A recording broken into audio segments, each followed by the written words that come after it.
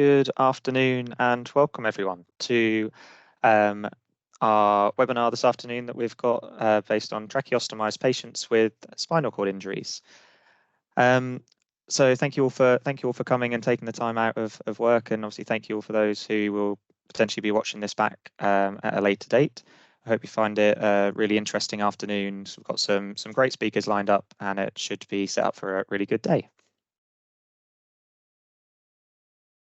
So just to start with, we're just going to go through a bit of an agenda of how we're going to set up and plan this afternoon. To start with, myself and my colleague Eleanor are just going to sort of run through the introductions, a bit of housekeeping, just to set the day off nicely. We're then going to have a talk from Rhiannon Sears on epidemiology, pathophysiology and pathways. That's going to be followed by Sarah Morgan, who's going to talk to us about aerodigestive tract function in spinal cord injury, considerations for weaning and tracheostomy management. We're then going to have a short break, hopefully around 2:30 till 2:45, a bit of time to sort of stretch the legs and get a drink if people need them. We're then going to be followed by Ian Benson, who is looking into long-term weaning of this patient cohort. And then we've got Dr. Jackie McRae, who's going to talk to us about post-discharge and community management. And she also has a patient who's going to join us this afternoon to tell his story of how it feels to sort of be in this situation and living with a spinal cord injury and a tracheostomy. And then finally, we also have Dr. Jess Hare, who is going to talk to us about tracheostomies with acute spinal cord injuries and the psychological aspects of this as well. We'll then have a bit of time afterwards for any further sort of overall questions that anybody might have to do with any of the presentations we've had throughout the day. But questions hopefully we should have a bit of time with each of the presentations to ask questions after the presenters have finished talking. So just before we get into some introductions for ourselves here at Atos and the guest speakers that have kindly joined us today, I'm just going to run through this medical disclaimer that we have at Atos as well. So Atos Medical provides a forum to facilitate discussion and questions. Nothing in this session provides any diagnosis, clinical advice, indication, guide, warranty or guarantee. The discussion and answers provided are not specific guidelines or endorsements. Nothing in this webinar can substitute for individual advice or guidance from a qualified healthcare professional. By enabling a virtual forum for this session, Atos Medical is not providing medical advice, nor does it specifically endorse any of the medical opinions from any of its panel members. Testimonials relate to one individual's experience, the use of any products, and it's not that every person will get the same results. And Atos Medical does not suggest, imply, or make any claims other than those that are detailed in their product manuals. So now that bit's all sorted, we'll move on to us as the hosts. So my name's Sam Coleman. I am one of the tracheostomy clinical educators here at Atos. I'm a respiratory physio by background, and most of my recent experience has been in adult critical care. And prior to that, I was primarily working in the sort of the neuro population with sort of occasionally with spinal injury patients and stuff as well, which I found really interesting. We've then also got Eleanor Farrow, who is another one of our tracheostomy clinical educators, is also a respiratory physio by background. And she has been with Atos since January now, so has been with us for about 4 months. And I've been with Atos since June of 2022. So I'm now going to kindly hand over to Eleanor, who is then going to introduce our amazing guest speakers that we have for today. Thank you. So as Sam said, we've got a great lineup for you. So I'll just give you a little bit of a bio for each of our speakers, and I'm sure they'll probably tell you a little bit more about them as well when they come to their presentations. So we've got Rhiannon. Rhiannon's a spinal cord injury specialist physio. And she set up the Greater Manchester Spinal Cord Injury Outreach Service about 2 years ago. So Rhiannon supports spinal cord injury patients in ICU, in the acute wards, rehab wards and outpatients, as well as your local DGHs and community settings. She works with clinicians within Greater Manchester to provide specialist care, as well as helping to identify the most appropriate rehab pathway for those patients. And that also includes working with the local specialist spinal cord injury rehab centre at the North West Regional Spinal Injuries Centre and the wider rehab networks. So Rhiannon will be covering the epidemiology and pathophysiology as our first talk. And then we've got Sarah. So Sarah Morgan is a consultant speech and language therapist. Sarah works at the North West Regional Spinal Injuries Centre in Southport, and she's part of the ventilation and weaning team there. Prior to this, she was the professional lead SLT at the London Spinal Cord Injury Centre. She's got a keen interest in the early identification and management of dysfunctions of the aerodigestive tract in cervical spinal cord injury and critical care populations. So Sarah's presented both nationally and internationally on this topic, and she's keen to promote the role of SLT in this patient group and has contributed to national guidance as well. She is the chair of a community of practice for SLTs from specialist and non-specialist centres in the UK, working with individuals who have spinal cord injury. And she's also a committee member of the RISCI group, so that's the Respiratory Information in Spinal Cord Injury group, which is a national specialist interest group consisting of representatives from all of the GB and Ireland spinal injury units. Sarah's also advanced in FEES, which is the fibre optic endoscopic evaluation of swallowing, and she uses her skills to teach others and develop services across a range of clinical areas. So Sarah's going to be talking to us about the aerodigestive tract function in spinal cord injury, the considerations for weaning and management. And then we've got Ian. Ian Benson. So Ian's a clinical specialist physio at the National Spinal Injury Centre at Stoke Mandeville in Buckinghamshire. He's the clinical lead for the acute and respiratory team and non-medical lead for the spinal cord injury respiratory service. Ian's got over 15 years of experience managing both respiratory and rehab needs across the entire patient pathway. He's also chair of the UK and Ireland Spinal Cord Injury Respiratory Interest Group, RISCI, same as that I've just mentioned with Sarah, which brings together the professionals from around the country and has produced national guidance. Ian's main interests are prevention of secondary respiratory complications during the acute phase, complex weaning from mechanical ventilation, and preparation for lifelong management. He has a back catalogue of research, audit and service development related to respiratory management, as well as rehabilitation within spinal cord injury. And Ian proudly delivered the Anthony DeMarco plenary session at the International Spinal Cord Injury Society scientific meeting in 2023. And Ian will be talking to us about long-term weaning. And then we've got Jackie, Dr. Jackie McRae.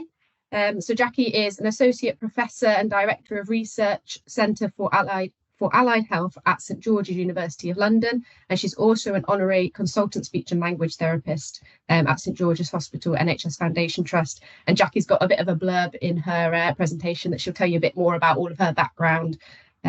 Jackie will also be joined by Dan, who is somebody living with a spinal cord injury in community.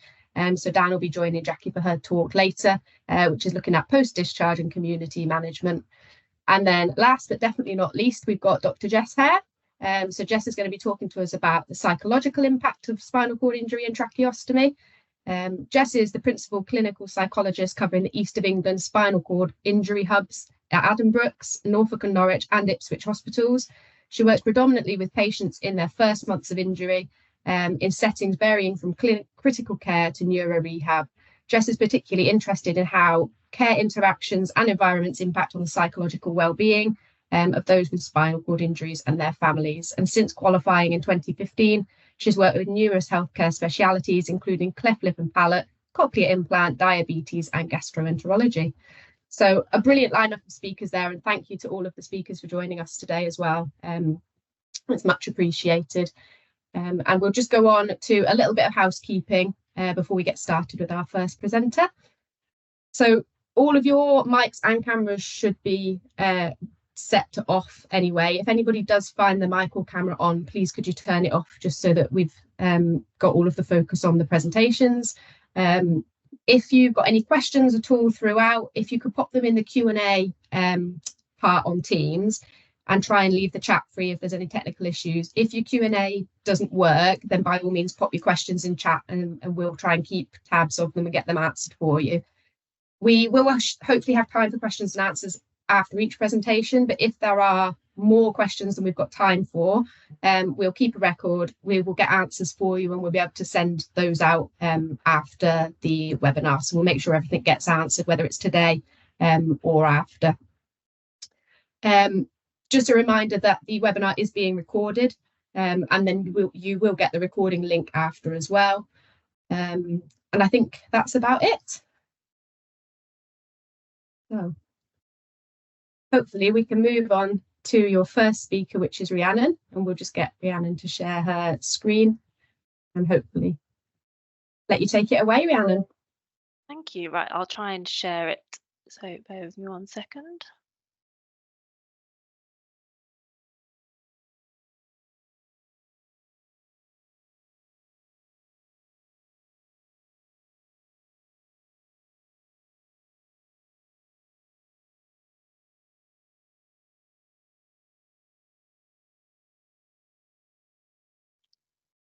Sorry, bear with me 1 second. It's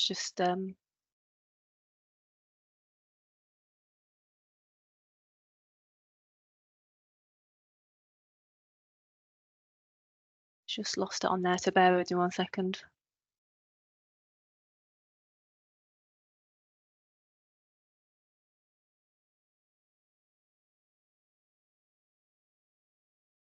Oh, excuse me 1 second. Sorry, it's just finding the right one.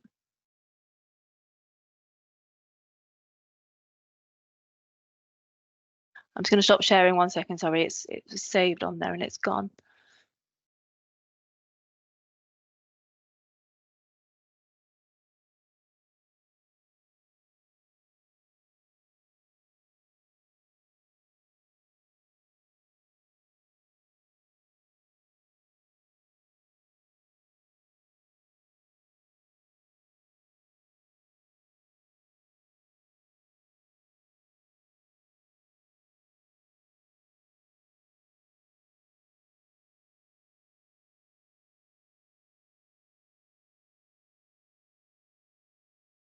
Rhiannon, would you like me to share from our end?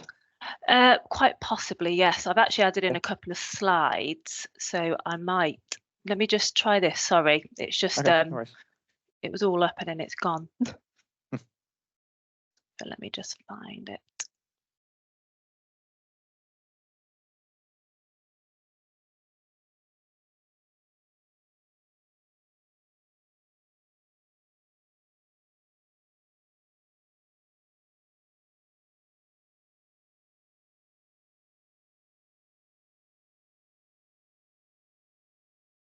Okay, is that coming up on the screen at all? No, it's not, is it? Sam, is that coming up at all? Not yet, no.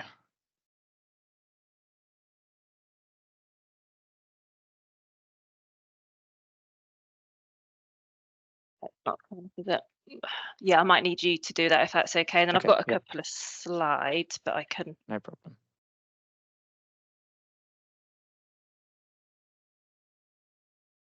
Okay.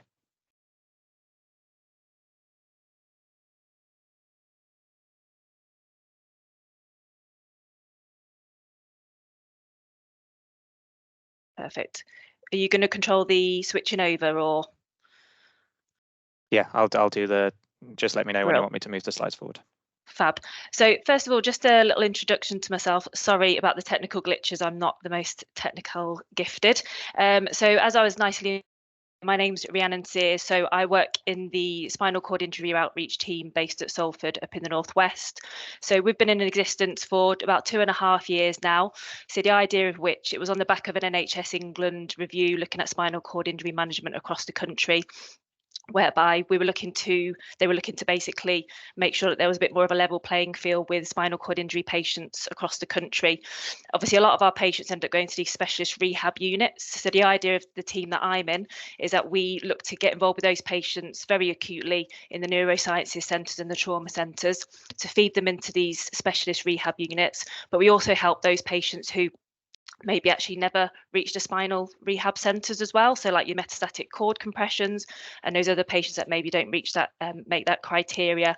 So although we're based at Salford Royal, we do see patients who are outside of our hospitals. So we see patients in DGHs and other trauma units. We also run some outpatient clinics, and we also see patients in their own homes with the community teams as well. So our team is made up of a small MDT, and we're getting, you know, busier and busier as our kind of our name gets around, if you like. So obviously today I'm going to speak to you a little bit about the epidemiology of spinal cord injury, also a little bit about the pathophysiology. I'm not going to go into absolutely crazy detail because it can be very complicated, and then I'm going to finish off to talk to you a little bit about the typical pathways that I'm going to talk to you a little bit about the typical pathways spinal cord patients tend to go down, and obviously with the focus on those with the trache in situ as well. Next slide, please, Sam.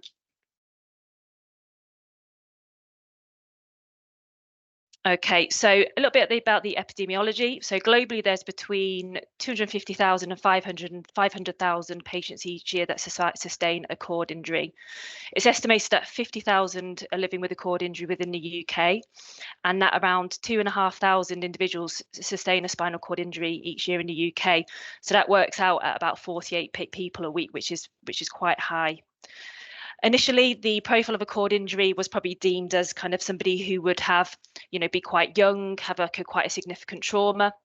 And that would be kind of what you would expect from what a cord injury patient would look like. Whereas now that's shifting quite massively. Patients are becoming older and they're more common, and they're the ones that are actually sustaining the cord injuries, whether that be through a traumatic or a non-traumatic mechanism, which we'll go through a little bit about that as well. The demographics splits indicate that males predominantly suffer cord injury. So you're looking at 2/3 male and 1/3 female, and that's across the board. So that's your trauma and your non-trauma kind of mechanisms. Next page, please. So a little bit from the World Health Organization. So they report that young adult men between 20 to 29 years are most common to sustain cord injuries, and then it's actually those who are over 70. They tend to be the most susceptible. It doesn't really tell you why, but I would imagine through my experience of the cord injuries here that the younger demographics do tend to be your traumatic young men, but also those who are over 70 as well. So in terms of the mechanisms, obviously a lot lower in the older patients. So it might well be that they've got a background of some sort of chronic compression, and then they have a fall from standing, a very low mechanism injury, and then they sustain a cord injury.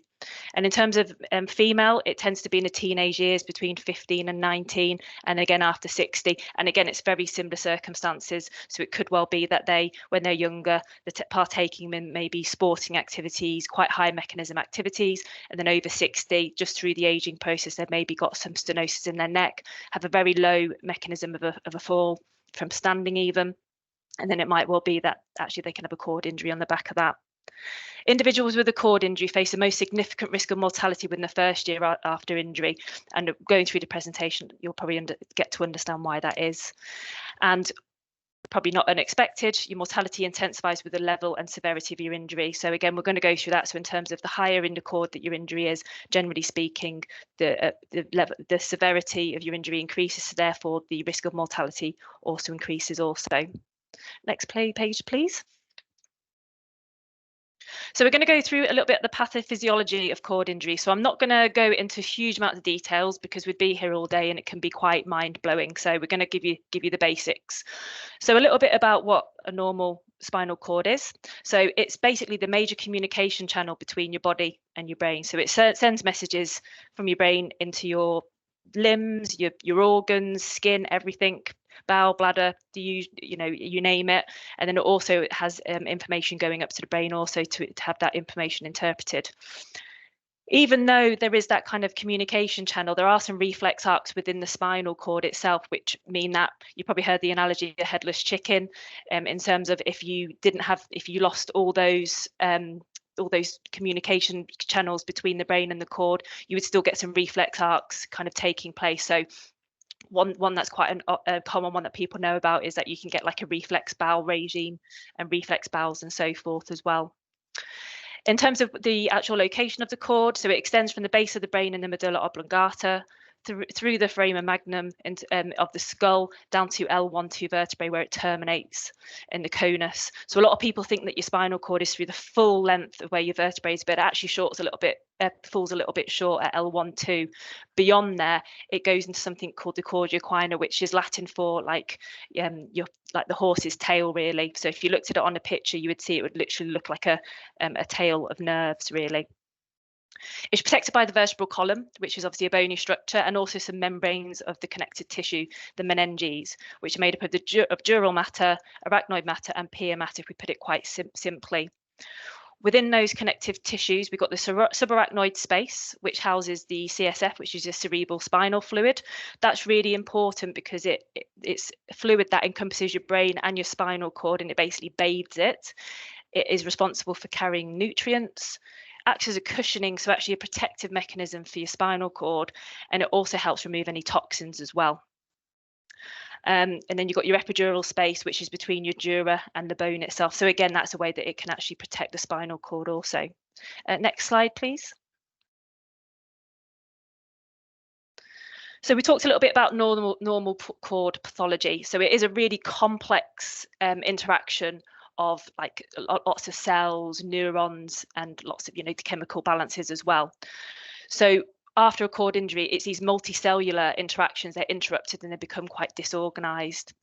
A spinal cord injury, whether it be traumatic or non-traumatic, triggers a complex cascade of molecular and chemical events, which leads to progressive cell loss and tissue damage. Sadly, there isn't a specific kind of spinal cord injury drug that we can give to somebody to make it all better. So what the kind of focus is to actually manage and reduce the impact of the damage. To simplify it quite a bit, I've split it into primary and secondary injury. So that's how we would look at how a spinal cord injury takes place. So we're going to go through those a little bit. So next slide, please, Sam. So with regards to your primary injury, that is the initial damage to the spinal cord, whether it be traumatic or non-traumatic. So in your traumatic injuries, it's much easier to visualize, really. That initial damage might well be a blow or a bit of impact to the cord at a certain level. That may cause the bone to quite literally compress the cord. It might disrupt some of the structures in that location, and it causes a series of like swelling, which kind of goes into like your secondary impact. So it's that initial impact or damage to the cord. From more of a non-traumatic point of view, it could be a tumour. The tumour's been growing for a period of time, but it's at the point where that actually starts just to encroach or actually starts to impact on the cord itself. So it's that initial damage to the cord. As I've popped here, so your non-traumatic injury occurs when the acute or chronic disease, such as a tumour, infection, and degenerative changes as well. From a trauma point of view, the most common spinal cord injury results from the impact, as I say, so that can result usually in a fracture or dislocation, or a fracture dislocation, a little bit of both. Regardless of the form of the primary injury, it's the forces that cause the damage to the neurons, glial cells, and the neurovasculature of the cord itself as well. Next slide, please. A little bit more about the primary injury. So that sets off a cascade of events which is associated with the secondary part of the injury, which we'll go on to. So it activates by an onset of biochemical, mechanical, and physiological changes within the neural tissues themselves. It causes clinical manifestation, which suggests a complete functional loss. So although you might get damage to a particular part of your spinal cord, there may be some of these neurons or some of these nerves that aren't damaged. And that's what, through doing your assessments and what we call like an ASIA assessment, which I'll go through with you shortly. And that will tell us actually the amount of damage that has actually happened to these nerves as well. And that is changeable. So initially you may well get that there is a significant amount of damage to the nerves, but actually through maybe some of the management strategies, which I'll go through shortly, there may actually be a little bit of recovery as well. But overall, the extent of the primary injury and its level determines the severity and the outcome of the spinal cord injury longer term as well. Next slide, please. So these are just some of the typical kind of traumatic mechanisms that it gives you an idea of how they would be sustained. So you've got your flexion injury. You've obviously got your hyperextension, flexion, rotation, penetration, distraction, and compression as well. So these are quite extreme pictures. If I'm being completely honest with you, a lot of these injuries are sustained in a very low mechanism point of view. So your hyperextension injury, your typical one is kind of in a car collision. So if you imagine the head goes all the way forward, and initially it's kind of in a hyperextended position, so it's going to have some compression of the back of the cord. Flexion injury, so it's a really forced kind of chin to chest mechanism. Compression, it shows here someone falling on the head. Sometimes it could be something a lot lower mechanism. That's so you can get like your burst fractures as well. So just when there's a lot of force going through the vertebral body. Flexion rotation injury, literally someone falling and the spine is rotated at a certain level.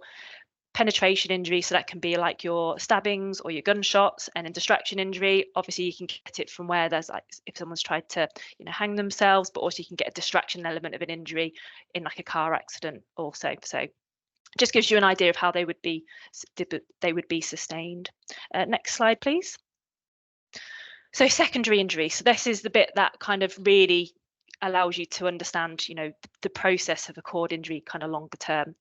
So this table, I really like it from this paper because I think it puts it quite really nicely. So the secondary injury can be divided into 3 further kind of categories. So you've got your primary injury, which we've already discussed about: compression, contusion, transection or shearing of the cord. Then acutely, you've got hypotension, ischemia. So you're going to have a reduced amount of blood flow to the area of the spinal cord. That could lead to actual ischemia in the cord itself. That can also be caused by such pathologies like a spinal stroke. Excitotoxicity and ion imbalance. You've got an imbalance within the cells themselves. Oxidative stress, so the antioxidant levels become low, so therefore there's some more obviously some toxins, and it causes stress actually in the cells themselves. You might have an inflammatory response or edema as well. So it's like anything when you have a traumatic, so even when you kind of hit your arm or your elbow or knee, you're going to get an element of swelling as well. It can happen in the cord as well. So these are all things in the very acute stage. If these aren't kind of controlled or in any way, you can lead to like your subacute complications as well. So the first one being cellular apoptosis, which is basically your cell death. You've got your neurite growth inhibitory factors, which basically is what is needed for to allow neuron potential, so allowing the actual nerves to be able to function appropriately.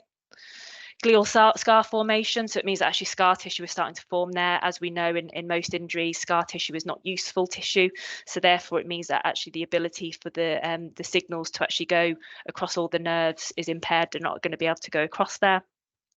And then finally, you've got like your chronic, which is your altered neural circuitry, which is basically means that it's disorganized. There's a lot of cells that have become damaged, and there's been a lot of cell death. And then syrinx formation. So a syrinx is basically a collection of a fluid collection, really, which can happen as a secondary complication of a cord injury, either if it's traumatic or non. And it basically means that this fluid is usually CSF fluid at some point in the cord. It can lead to like secondary compression down the line also. So that's quite a nice table to understand that part as well. Next slide, please. So in terms of the assessment, so we do an ASIA assessment. So this is available online. You can literally Google it. It'll come up with a PDF and you can print it off. So this is the assessment that is normally done with a spinal cord injury patient. So it allows us to understand the level of injury, neurological level of injury, but also the impairment scale. So as you can see here, some of you may or may not have seen this before. So in terms of like the level of injury, obviously within this we're assessing the motor function, the sensory function, so your myotones and your dermatones, basically from head to toe. Here at Salford, we do this physio alongside a nurse, because obviously physio wise we're able to assess the limbs and obviously a lot of the dermatones across the torso and the limbs also, but our nursing colleagues check the sacral nerves for us.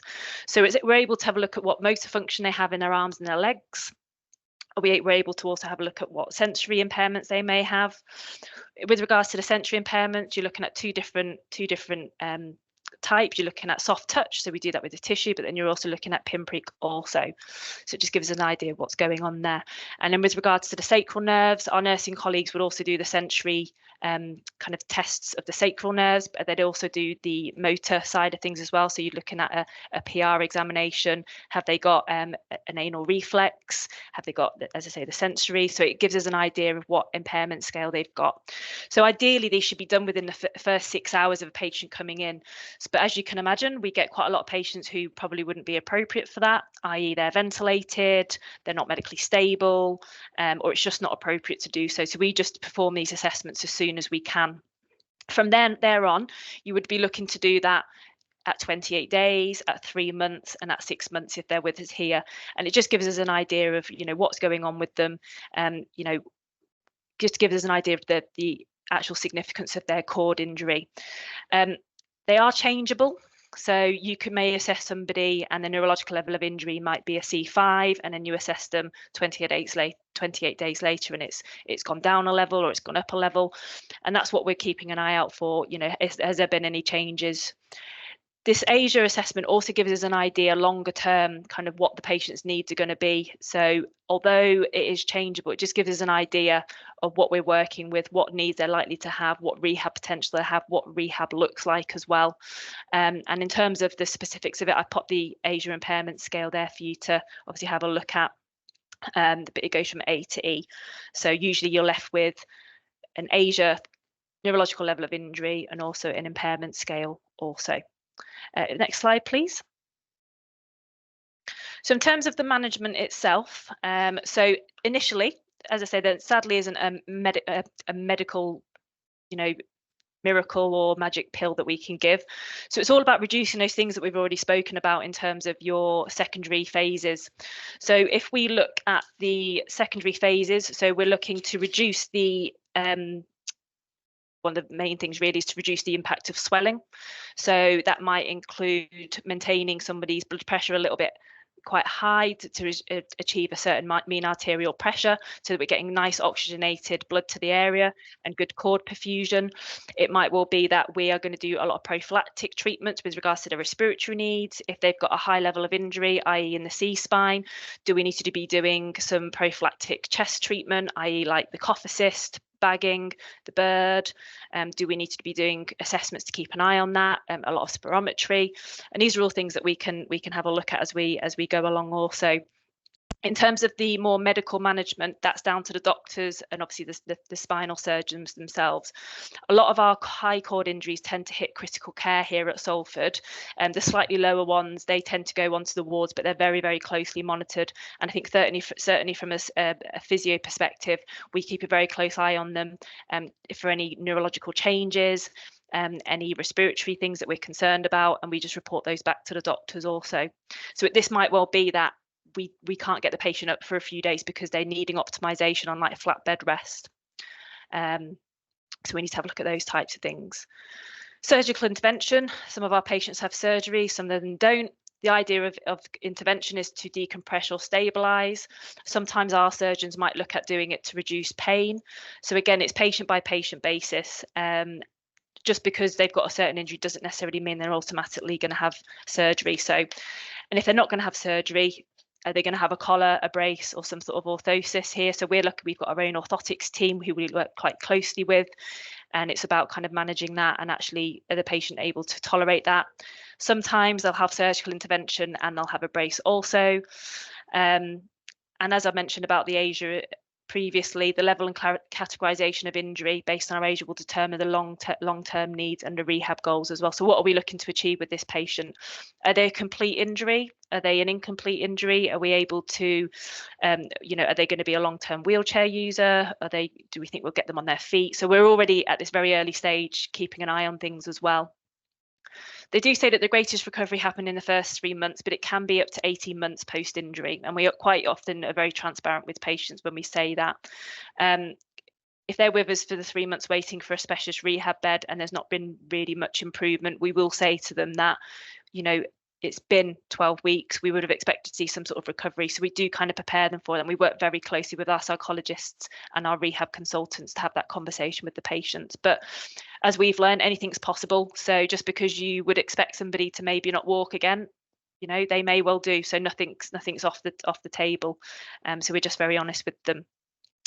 From a physio and OT point of view, as I've already mentioned previously, physio-wise, we're looking really much like quite a lot of their respiratory needs, as I've mentioned earlier. So you normally do get respiratory dysfunction immediately post-injury due to like the flaccid paralysis of the inspiratory and the expiratory muscles. And obviously the degree of that depends on what level of injury they got. So that's one thing that we're doing initially. We're looking at what's their cough effort like, can they take a deep breath? If they are a high level injury, we might look at an early tracheostomy. That's what the risky guidelines say, that they would recommend an early tracheostomy insertion. And that would obviously help with communication. It will also help with like swallowing, eating and drinking, which obviously helps with their nutritional side of things. But also physio wise, it helps us to be able to optimize their chest. So we're looking at all those things. Neurological assessments in Asia, we've already touched on that. Within that as well, we're looking at tone management. So the Asia doesn't actually allow us to look at their tone, so we would look at that also. And do they have any spasticity needs, any medication? If it's appropriate, can we do seating and transfers? We're looking to promote independence from the offset. And then obviously looking at their bowel and their bladder with the nurses as well. Do we need to support with that? And also the skin management. Obviously, you can get neurogenic skin with cord injuries as well, which is usually a massive barrier why we can't sit a lot of our patients out, because we need that to be healing before we can sit them out also. Next slide, please. Okay, so we're just going to talk a little bit about the pathways to finish off. So next slide. So as soon as any spinal cord injury patient hits us here at Salford, we refer them onto the spinal injury database. So that's automatic, whether or not we feel that they may need to go there, or if they'll be accepted. So even if it's just for database purposes only. So although there's 12 in the UK, 12 specialist spinal injury rehab centres, there's 8 within England. And there are 6 of those which actually have ventilated beds, which I've listed there. Obviously, our closest one here at Salford is in Southport. So those are deemed as level 1 units. So any of our ventilated patients or tracheostomy patients here at Salford, ours would always go to Southport into one of their ventilated beds. They remain on our critical care unit until they go there. We're quite lucky here at Salford that we have an agreement that if somebody has specialist rehab needs, we keep them at our hospital, even if they're not from Salford, until they go to their specialist rehab facility. So we keep hold of all of them here. Some of our tracheostomy patients may step down to a ward if they don't obviously need a ventilator. They again would go to Southport for their ongoing management. They may not need one of their ventilator beds, they may need one of their respiratory beds. And then all of our other spinal cord injury patients, some of them may go to Southport, so the level 1 facility. Some of them may stay more local to our level 2 facilities, which is our inpatient neuro rehab units, of which we've got 4 in Greater Manchester. And then some of our cord injuries may not have really significant focal neurological issues, and they may go to like a level 3 or intermediate care facility. Some we manage to get home with community neuro rehab, and we may bring them back to our outpatient clinics here.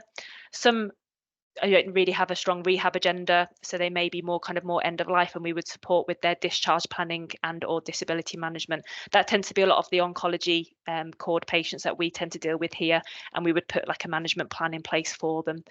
And then I think it's probably really important to mention that we always get the third party involvements, so the Spinal Injuries Association, Backup and Aspire, we get them involved very early doors with our patients as appropriate, and they come and support the patients from day one with finances, emotional support, and lots of other things as well. So we've got quite a lot of, quite a good rehab network here in Greater Manchester. We're really lucky, and we work very closely with our Southport colleagues. And then the final slide, please. And then this is just a really good document which you can get online quite readily. It came out in September 2022, and it's the standards for the specialist rehab of spinal cord injury, and that was developed by all the specialist spinal injury centres in England, and they put together obviously the standards, which is something we closely follow here at Salford, and I'd recommend to look at that, and it just gives you an idea in terms of the standards expected for specialist rehab for cord injuries. And that's everything from me. If there's anyone got any questions.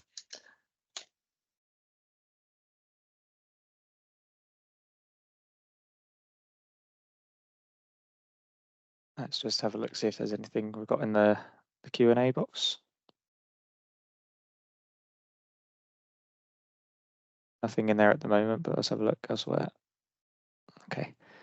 I did just have a quick question, Rhiannon, if you didn't mind. Obviously, in terms of the pathways and things like that, which you just described really nicely there, for patients who will have a tracheostomy in the picture and stuff as well, is there any difference in the pathway or journey that they would potentially take through those different systems?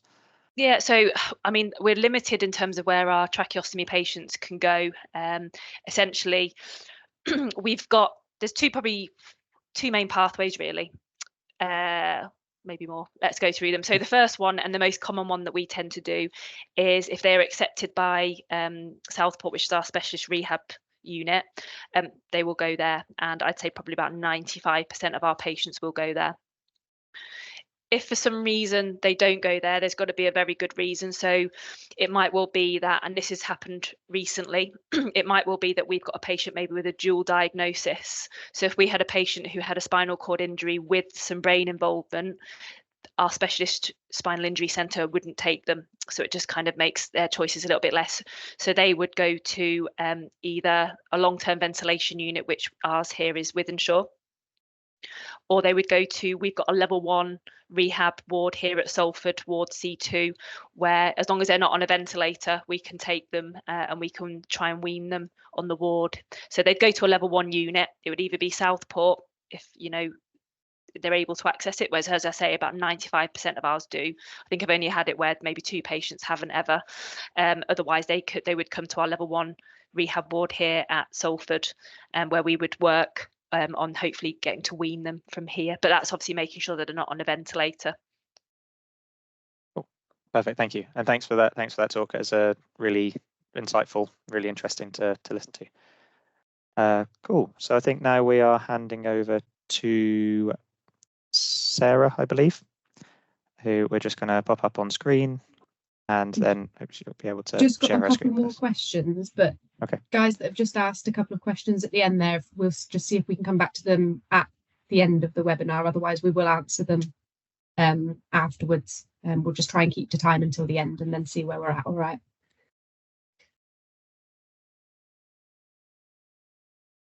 I'll hand over to Sarah. So thank you. Okay, so I'll just share my screen. Can you just confirm that that's shared? And remember, yes. It's not going to be lovely. Yep. So I'll start. So hi everyone, my name's Sarah Morgan. I'm a speech and language therapist, and I work up on the Northwest Regional Spinal Cord Injury Centre. So we're the spinal centre that would receive patients from Salford, as Rianne's just outlined. So I'm going to talk to you today about aerodigestive tract function, potential changes following spinal cord injury, and why we should be assessing this in the management of our patients, and particularly focusing today on those patients with a high spinal cord injury, so injury to the cervical spinal area, requiring maybe mechanical ventilation via tracheostomy. So by aerodigestive tract, what I'm talking about here is the combined organs and tissues of the upper part of the digestive tract and respiratory tract. So we're talking about the lips, the mouth, the tongue, the nose, throat, vocal cords, part of the esophagus and windpipe. And we need to think that they are interrelated both anatomically and functionally. So an understanding of normal respiratory and phonatory systems will be really important when working with individuals with high spinal cord injury.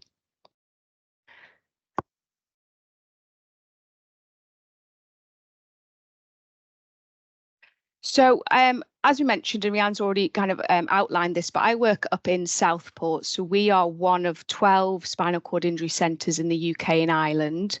And Southport has the largest ventilator bed base of all the spinal units. So we can take up to 9 ventilated patients at any one time.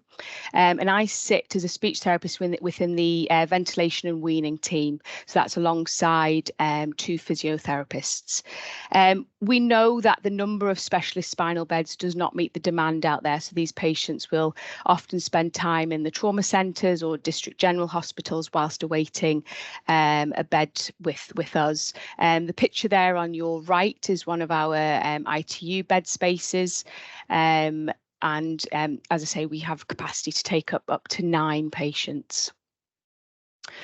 So the image on your left here, this shows the aerodigestive tract and the different anatomical landmarks that I've talked about. And the picture here on your right is a view that we would get it if we looked endoscopically. So as speech therapists, we would often perform FEES, or fibre optic endoscopic evaluation of swallowing. And this is where we pass a camera transnasally and we look into the throat, the pharynx and the larynx, and these are the structures that we can see. So if you're not familiar with this view, I've got a couple of videos later on. So just to outline some of the structures for you here, we've got here the true vocal cords. Now these move or abduct to open or adduct to close, and this is the entrance to the trachea or windpipe. Behind this, we've got the entrance to the esophagus or the upper esophageal sphincter. So you can already see that anatomically they're closely related. We've got the epiglottis here, which does invert when we swallow. We've got natural pockets throughout the throat. You've got your posterior pharyngeal wall here and your base of tongue at the bottom here. And typically things should look symmetrical. So the cords would open together. And this is the view that we can often see. There's some videos later on which I can show you.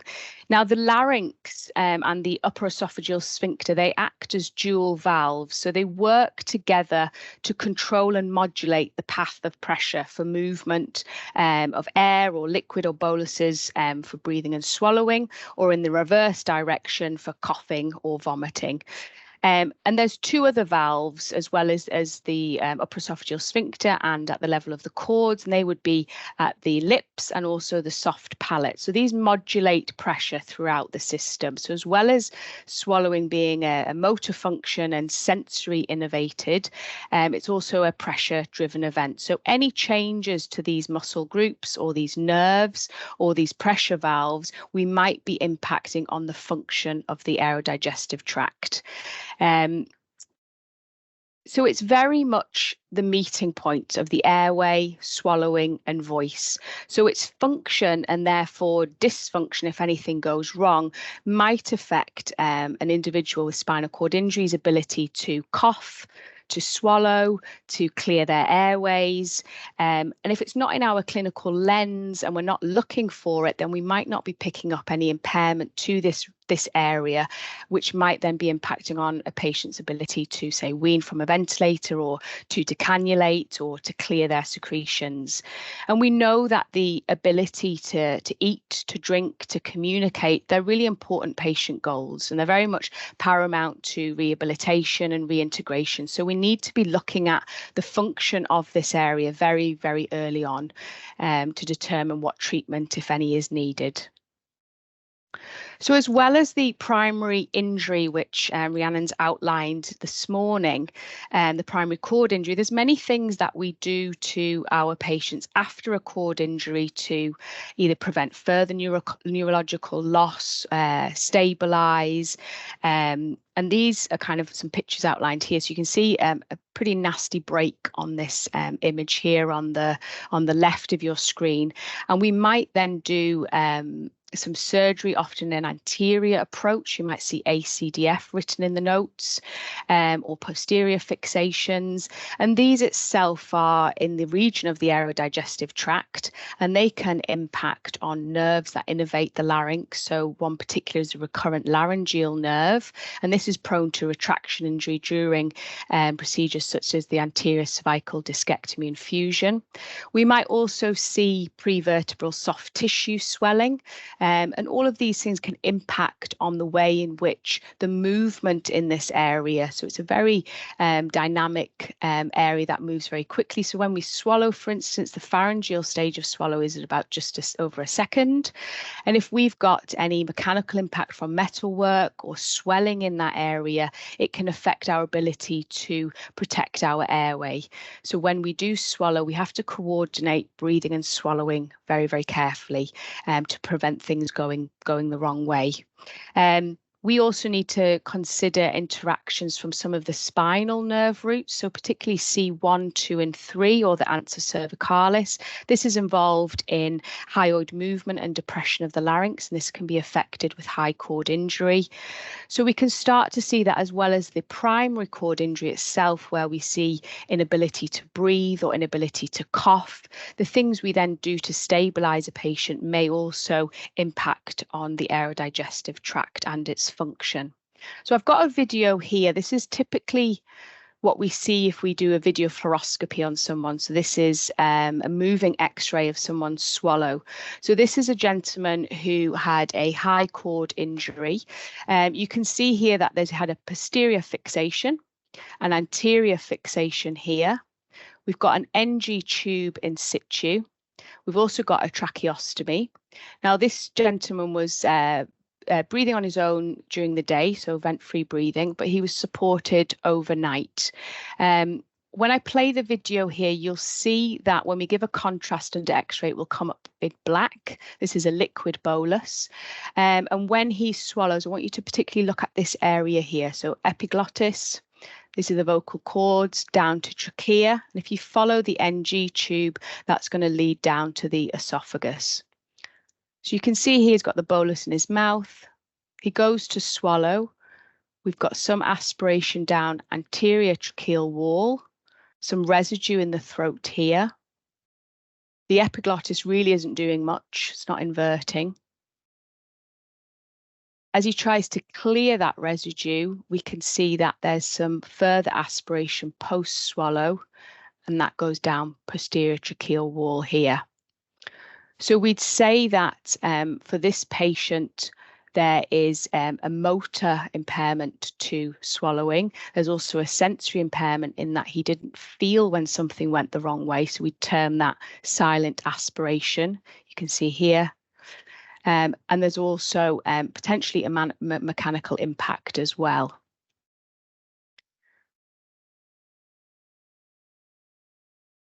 Okay, so if we think next about the pharyngolaryngeal presentation that we might see in spinal cord injury. Now, if we look to the literature, the incidence of dysphagia is reported anywhere between 16 and 60%. Now, that large discrepancy is likely due to a number of factors, different etiologies, surgical management, how we are defining dysphagia, methods of diagnosis. Are we doing a dysphagia screen? Are we looking instrumentally? Are we asking patients? And variability in time points of assessing for, say, a swallow problem. So, you know, if we ask the gentleman who had the video fluoroscopy, do you have a swallow problem? Because he couldn't feel reliably, he would say, no, my swallow's absolutely fine. It's not until we looked under imaging that we in fact saw quite a significant dysphagia there. So that's where the published literature, the range is quite broad there. We can also see in this patient group high rates of laryngeal pathologies. Now, this is a local service evaluation. So we looked across 3 spinal cord injury centres. We had 108 patients, and a third of those underwent fees, and just over half had a laryngeal pathology. Now, the most common one that we found was edema, often bilaterally to the arytenoids. Now, your arytenoids are these 2 bubbles here that help open up the vocal folds. And we saw that this edema tended to sometimes last months post-acute injury in this patient group. Now, this can affect how things move in the throat. We also saw high rates of vocal fold impairment. So we either see that unilaterally. You see the picture here at the top. We've got collapse of the left side here. So this was a vocal fold paresis. So one cord was moving, the other wasn't. This person had an anterior fixation. This is going to impact on ability to maybe close the airway during swallow, on voicing, and also cough. We can also sometimes see bilateral vocal fold impairment, and secretion burden is also something to consider in this group. We'll talk a little bit more about secretions later on, but if I play this video at the top here for you, what I want you to look for here is you can see lots of frothy secretions, which look saliva-like in origin. You can see there's a restriction in opening of those vocal cords. Normally we would get a nice swing open of the cords, so there's a restriction in opening here. There's not many swallows happening, and these secretions are accumulating, and then they're being dragged into the airway. And because of the level of injury, the cough strength wasn't there to clear those. Now, interestingly, on this patient, because we had a restriction in opening of the cords, when we tried things like a one-way valve or certainly capping off, this patient was struggling quite a lot because the upper airway wasn't as patent. If I show you this video here at the bottom, this was a gentleman who had new pain on swallowing, an increase in secretions, and he was very, very aware of them. So here you can see lots of secretions in the throat. He's trying to cough and clear them, which he does move them, but his swallow isn't effective to clear those out the way. So there's reaccumulated, entered the airway. You can also note that it's quite narrow in the pharynx here, and he had some scans of his neck, and there was a lot of prevertebral tissue swelling, which at the time we didn't know if it was an infection or a hematoma. So his swallow actually deteriorated. It's worth noting when we think about the secretion burden, are our patients feeling the secretions or are they not aware of them at all, and trying to plot them on that continuum to think, where's my patient sitting? Are they aware of them or are they just aspirating away? In this patient group, we should also be aware that there's high rates of sleep disordered breathing, whether this is obstructive sleep apnea or central, and also increased upper airway resistance or collapsibility. We'll talk a little bit in a moment, but this can all be due to the unregulated parasympathetic tone that we see in this population. So we can see that there's a number of changes either as a result of the spinal cord injury itself or the things we do to patients to stabilize them that can impact on aerodigestive tract function. So it'd be reasonable then for us to hypothesize that a dysfunction at this level may impact negatively on a patient's ability to wean, on ability to clear secretions, or an ability to tolerate changes to tracheostomy management, or even decisions to decannulate if we're able to.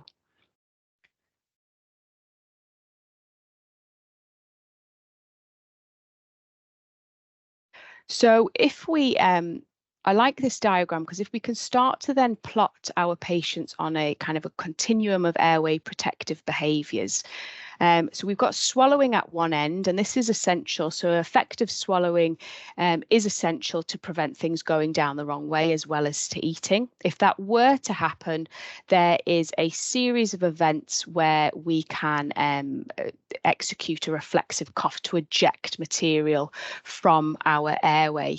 And if we start to think about where does a patient with spinal cord injury fit on this continuum, then we can see that they may be affected at this end, may have a dysphagia or a laryngeal pathology, which doesn't help them to keep their airway safe. And we know that given a high cord injury, the ability to cough because of muscle paralysis is also weakened. Now, what this can help us to do as a team is kind of think, where does our patient sit? Are both ends affected? Is one end affected more than the other? And this is where we can then really target treatment. So, for instance, we might try and ascertain as the team where I work, what is the aerodigestive function? They'll all have a fees. Do I need to really target swallowing and swallow rehab and clearance of secretions at this end, or is it more looking at cough augmentation and clearance, or is it in fact both? Now, if we think then next a little bit more about secretion. So in spinal cord injury, when we think about secretions, we often think about pulmonary secretions, but we also need to think about saliva and is that changed following spinal cord injury. So our salivary glands, they make and modify and they secrete saliva into the oral cavity, and it's mainly water, so about 99%. It also contains other important substances. We've got electrolytes in there, mucus, antibacterial compounds, and various enzymes.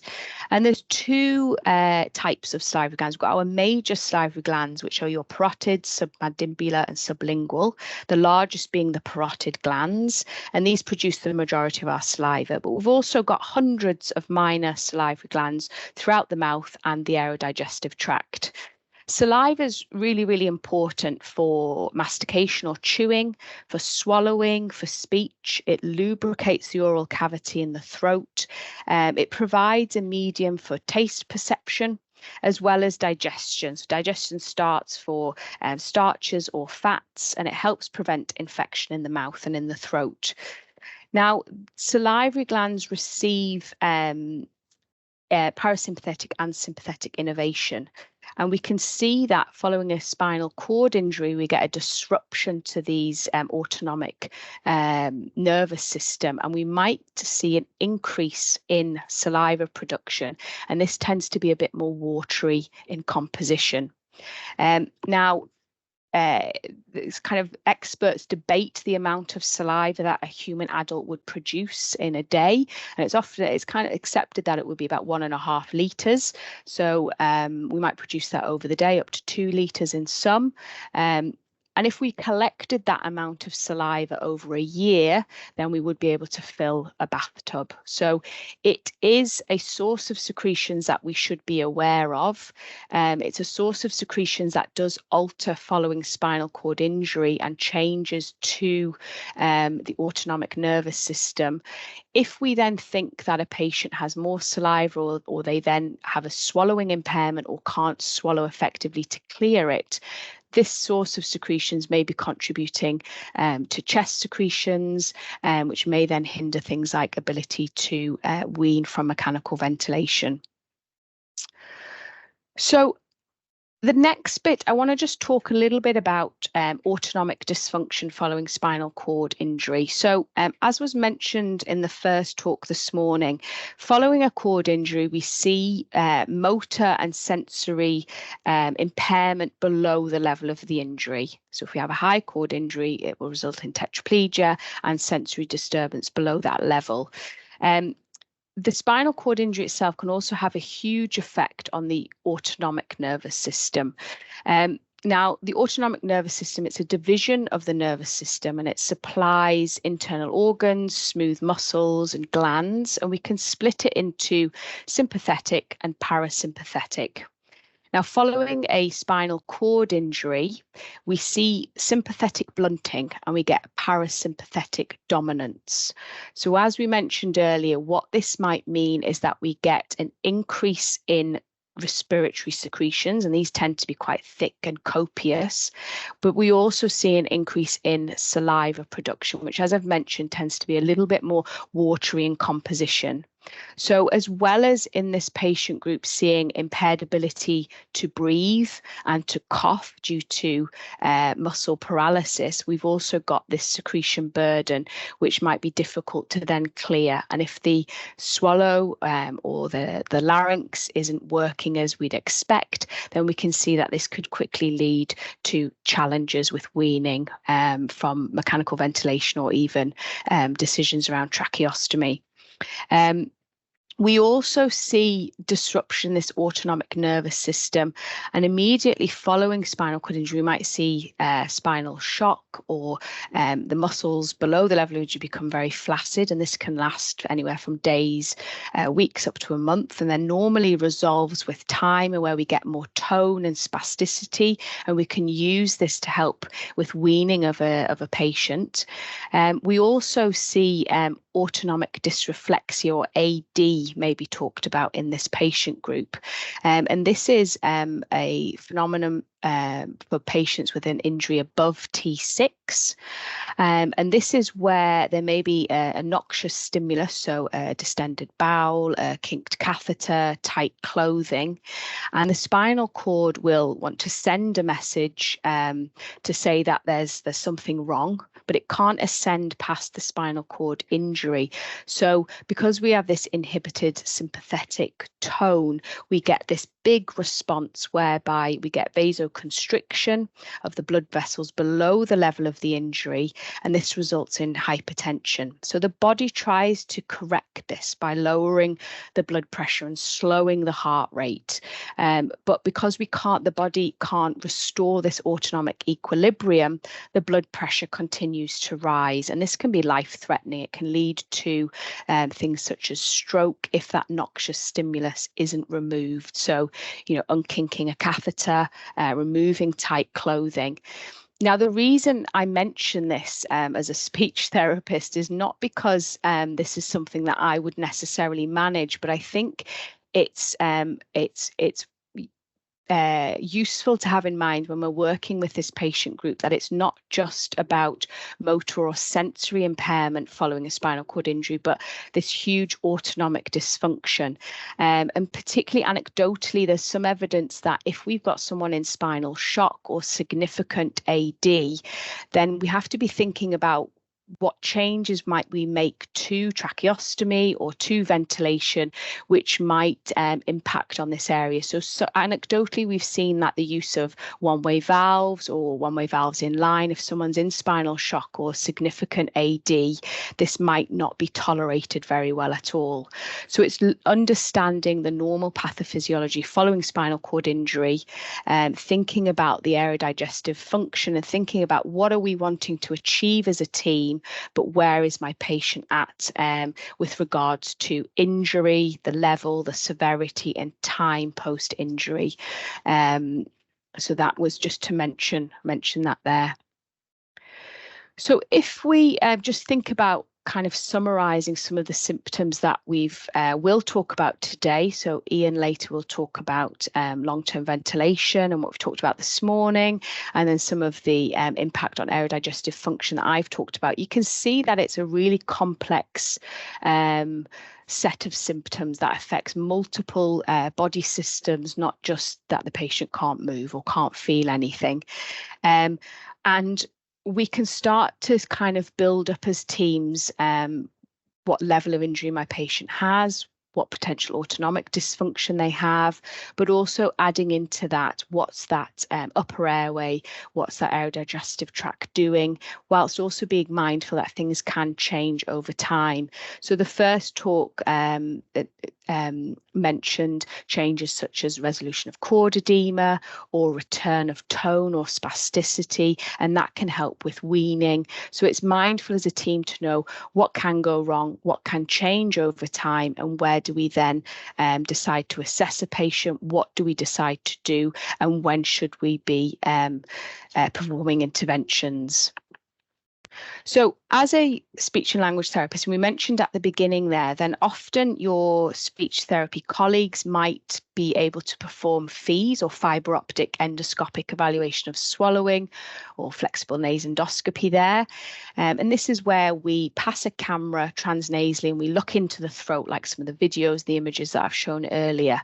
And this can tell us about swallow efficiency and safety, also about airway patency. Is there edema there? Are the cords moving? We get information around saliva, the amount, the location. Is the patient able to clear this or not? And we can also perform this assessment in various positions. So unlike a videofluoroscopy, which the patient often has to be sitting up and come down to the X-ray, we can scope the patient in supine or side lying or whatever position they need to be in at the time. We can look at sensation, which is often altered in this patient group. And we can also look at the impact of any changes we make to tracheostomy, cuff status, or changes to ventilation pressures.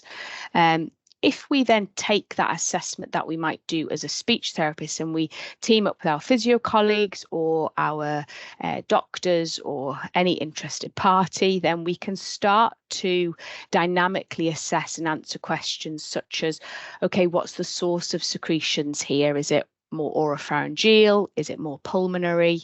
We can look at the impact of laryngeal function not only on swallow as a speech therapist, but also on cough. And we can also look at, does that have an impact on any airway clearance techniques? So any manual assisted coughs that might be delivered to patients, or cough assist machine, is what we're seeing at the top end impacting on that ability.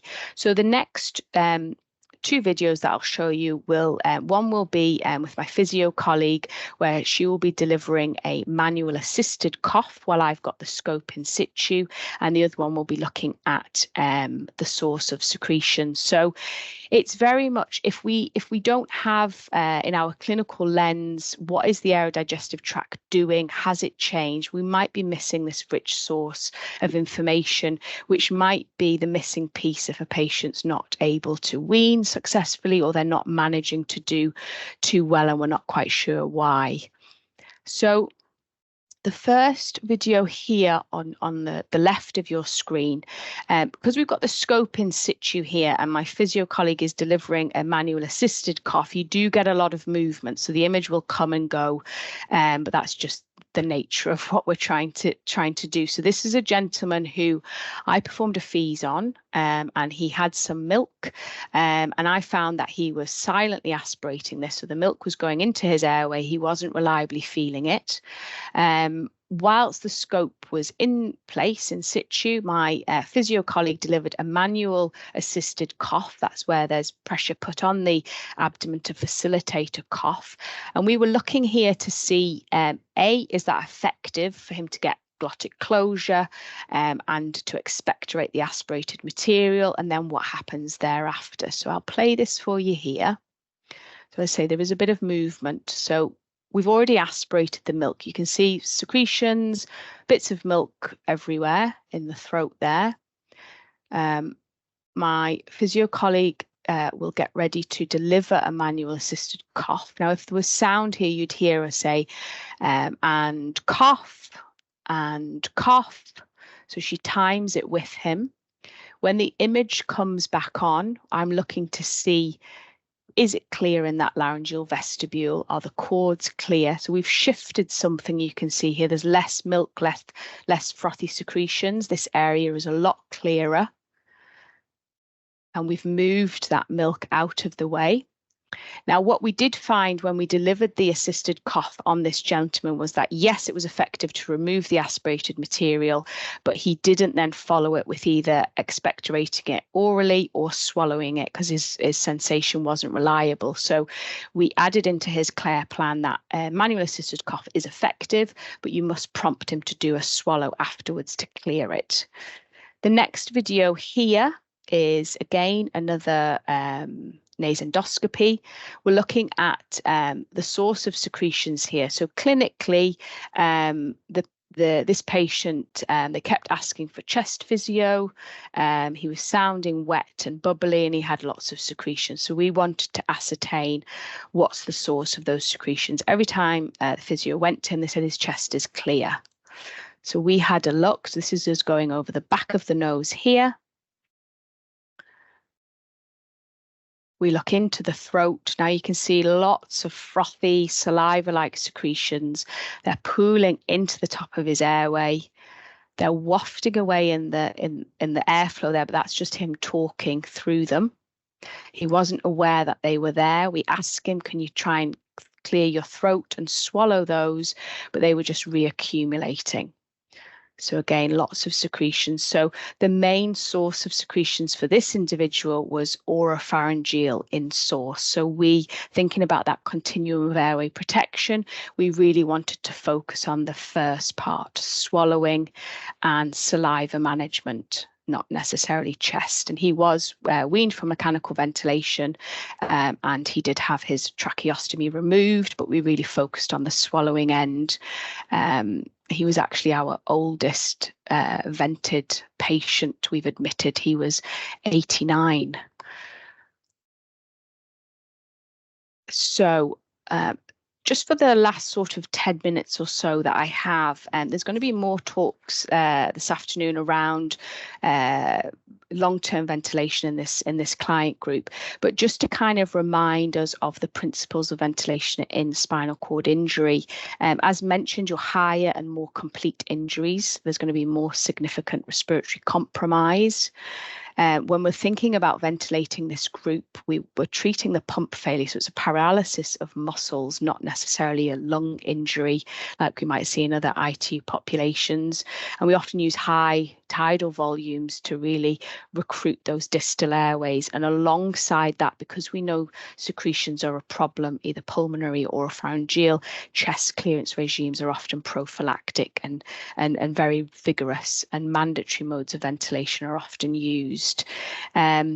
The recommendation here at the bottom comes from one of the risky guidelines, where it says that ventilator settings should be adjusted to allow for resultant leaks. This is where cuff deflation, either through increasing inspiratory pressures or inspiratory time.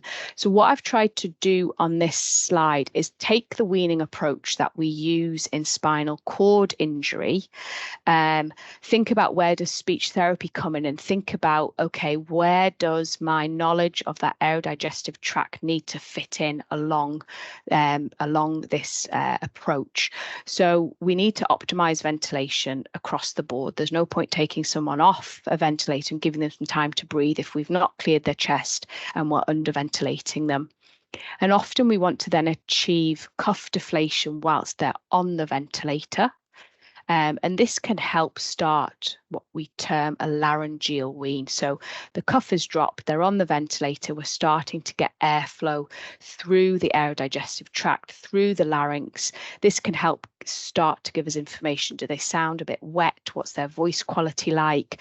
Are we promoting swallows? So we really want to look at doing that. But again, if there's a dysfunction at that area, we think the voice sounds a bit altered, or we think there's lots of secretions, we might want to have a dynamic look at this point. Then it works on the principles, the weaning approach of work and rest. So we might, based on their forced vital capacity, remove all ventilatory support for a period of time. They work out, and then we fully return them to the ventilator for rest. And when they're off the vent, this is when we would use a one-way valve on the end of their tracheostomy. But again, asking the question at this point, is there any dysfunction of the aerodigestive tract which is going to inhibit that ability to do vent-free breathing? Because we want to maintain PEEP at this point. We don't just want an open trachea. It's often weaned in supine just because of breathing mechanics. So we need to be monitoring for any signs of fatigue. And then we want to see if we can establish vent-free breathing during the day. But again, we then ask the question, is there any sleep disordered breathing, particularly at night? Because we know that that is common due to upper airway collapsibility. So you can see at different time points here, we're asking, what's the aerodigestive tract doing? Do I need to have a dynamic look? What position is the patient in? Do I need to have another look? Are they now sitting up? Do we need to have another look? So it's an assessment of this area that's repeated over the course of their injury, over the course of changes to pathophysiology, and also to changes that we might be doing with the patients on their weaning or their tracheostomy management. So finally, I just wanted to pull up a few guidance or recommendations, some that you can have a look at. These will all be available online. So we've got the risky guidelines, that's respiratory information, spinal cord injury, weaning guidelines. We've got the rehabilitation after traumatic injury, NICE guidelines, which were published in 2022. Rhiannon's mentioned the standards for specialist rehabilitation, ICS and British Thoracic Society. So they've all got recommendations. They all advocate for early SLT involvement. So you can reference those and have a look at your leisure. So just to summarise this session for you, I think adding the aerodigestive tract to our clinical lens is important to do. We know that impairments exist and we know that they can respond to targeted intervention. I think we need to consider timing and introduction of an intervention, and it should really fit the pathophysiology that we're seeing in this patient group. There will be changes with time. Asking ourselves as a team, what is the source of secretions? Is it oropharyngeal? Is it pulmonary? Is it edema? Differentiate between poor sensation versus hypersensitivity to secretions. We often see blunting of sensation, but I have worked with some individuals who are very hypersensitive to secretions, even if they're not problematic when we've had a look. And again, I can see this as a speech therapist when we think about swallowing and saliva, but speaking to my physio colleagues, they also report it at the level of the lungs. They say some patients just know they need a suction. Some patients just really cannot feel or cannot tell. So it seems to be, the whole respiratory system. So think again, is it increased production of secretions? Is it decreased clearance? We're not clearing it for them because they can't cough and they can't breathe as well. Or is it a bit of both? Because that will help us ramp up what we need to do to optimize these patients. Considering the biomechanical and pathophysiological constraints causing secretion retention or ventilatory insufficiency. There'll be more on this from Ian's talk later, I'm sure. And again, any treatment we do, it should be physiologically specific to be effective, but the diagnostic specificity is often lacking. So, it's not just that they've got secretions and we treat them blanketly and give them all pharmacological management. It's really having a look dynamically and trying to make it as specific as we can.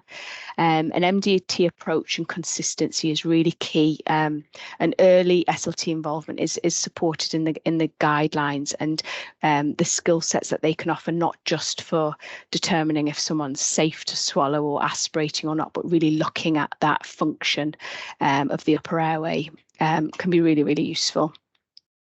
So that's me. I will thank you for your time. Any questions or comments, or if you want to email me, my email address is at the bottom there. I will stop sharing. Thank you, Sarah. That was brilliant. We've just got a couple of questions at the moment. There's two that are sort of along the same lines. Okay. So they're asking, will you only introduce one-way valve when they're entirely ventilator-free breathing, or do you use it in line if they're on the ventilator, if cuff deflation is being tolerated? Yeah, so this question kind of comes up a lot really with the one-way valve in line, and I know it's very current practice in ITU settings with other patient groups. I find that where I work, we just use ventilator adjusted leak speech. So that would be cuff down. We don't use a one-way valve in line. We just adjust the ventilator. So increase inspiratory time, for instance, and that seems to achieve good voice. And when we've looked under video fluoroscopy with one-way valve inline versus not, I haven't found huge difference in swallow function. I think it's not a black and white answer in terms of no, we don't use them in line and you shouldn't at all. I think it would be assessing each patient case by case, but being aware of where are they at following spinal cord injury because of all that dysfunction we talked about earlier. So being mindful of autonomic dysreflexia, or if they're in spinal shock, what is that introduction of a one-way valve in line particularly going to maybe do to that patient? I think if you've got access to fees, brilliant, have a look down and try out a one-way valve in line or try cuff deflation so you can see exactly what's happening as opposed to doing it blind. But where I work, we typically use one-way valve during vent-free breathing, and when they're on the ventilator, it's cuff deflation just with ventilator adjusted leak speech. Seems to work, and patient outcomes are good. I hope that answers the question. Got another one to follow that up. So do the guidelines include how much to change the vent pressures when you're performing cuff deflation, or do you have any advice on that? So I don't believe the guidelines do kind of dictate exact vent pressures, etc. I mean, I think I'd speak to your physio colleagues because you know the size of the patient, what their level of injury is, what their VCs are, how much you're wanting to ventilate them will all have a bearing, as opposed to just kind of a number to dictate when the cuff is deflated. But you want to compensate for that, certainly. They'll often use big tidal volume, so kind of your odds net ventilation, where you know they might be horrified about lung injury and spinal cord injury. The volumes can be very, very high and tolerated well. But I'd link in with your, unless this is a physio asking this question, I'd link in with your physio colleagues. I think there's a number of factors at play, but certainly if you didn't change ventilation, you just dropped the cuff, you wouldn't compensate for that leak. You want to make some adjustments, but typically mandatory modes are used, big tidal volumes, big pressures. We'd increase inspiratory time, often using, 1.5 as opposed to kind of 0.9 can help with voice and swallow. But I think the key would be any changes we're making or suggesting, if you can have a look dynamically, that'll give you the information as to whether they'll tolerate or not. Thank you.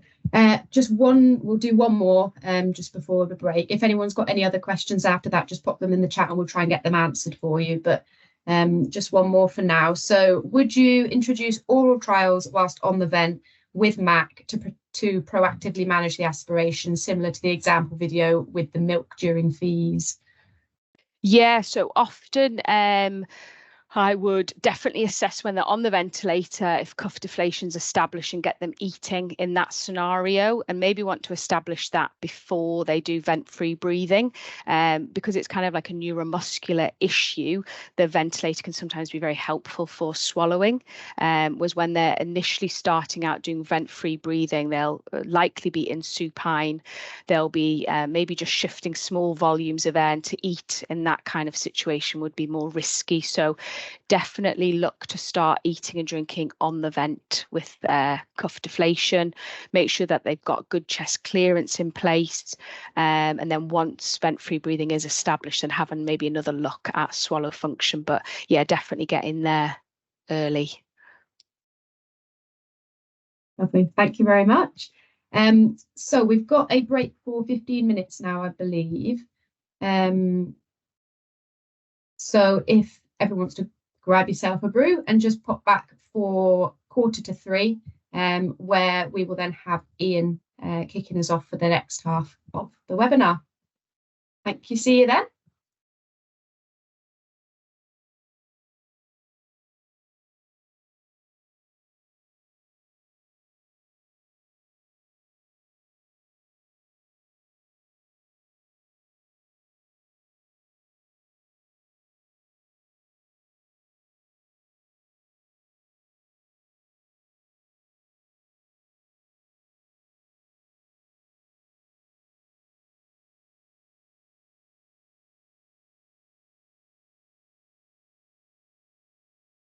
Right, so I just about make that 2:45.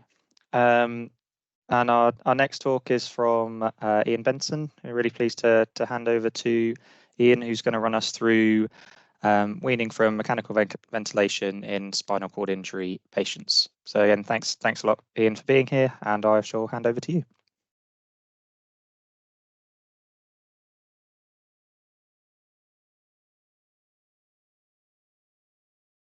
Now can you hear me? I can hear you now, yeah. Can you see the screen? Okay, I can see the screen. I can't see you though. Ah, do I need to do something to change that, or? Let's If you want have to a see look me, here. really. Let me try this.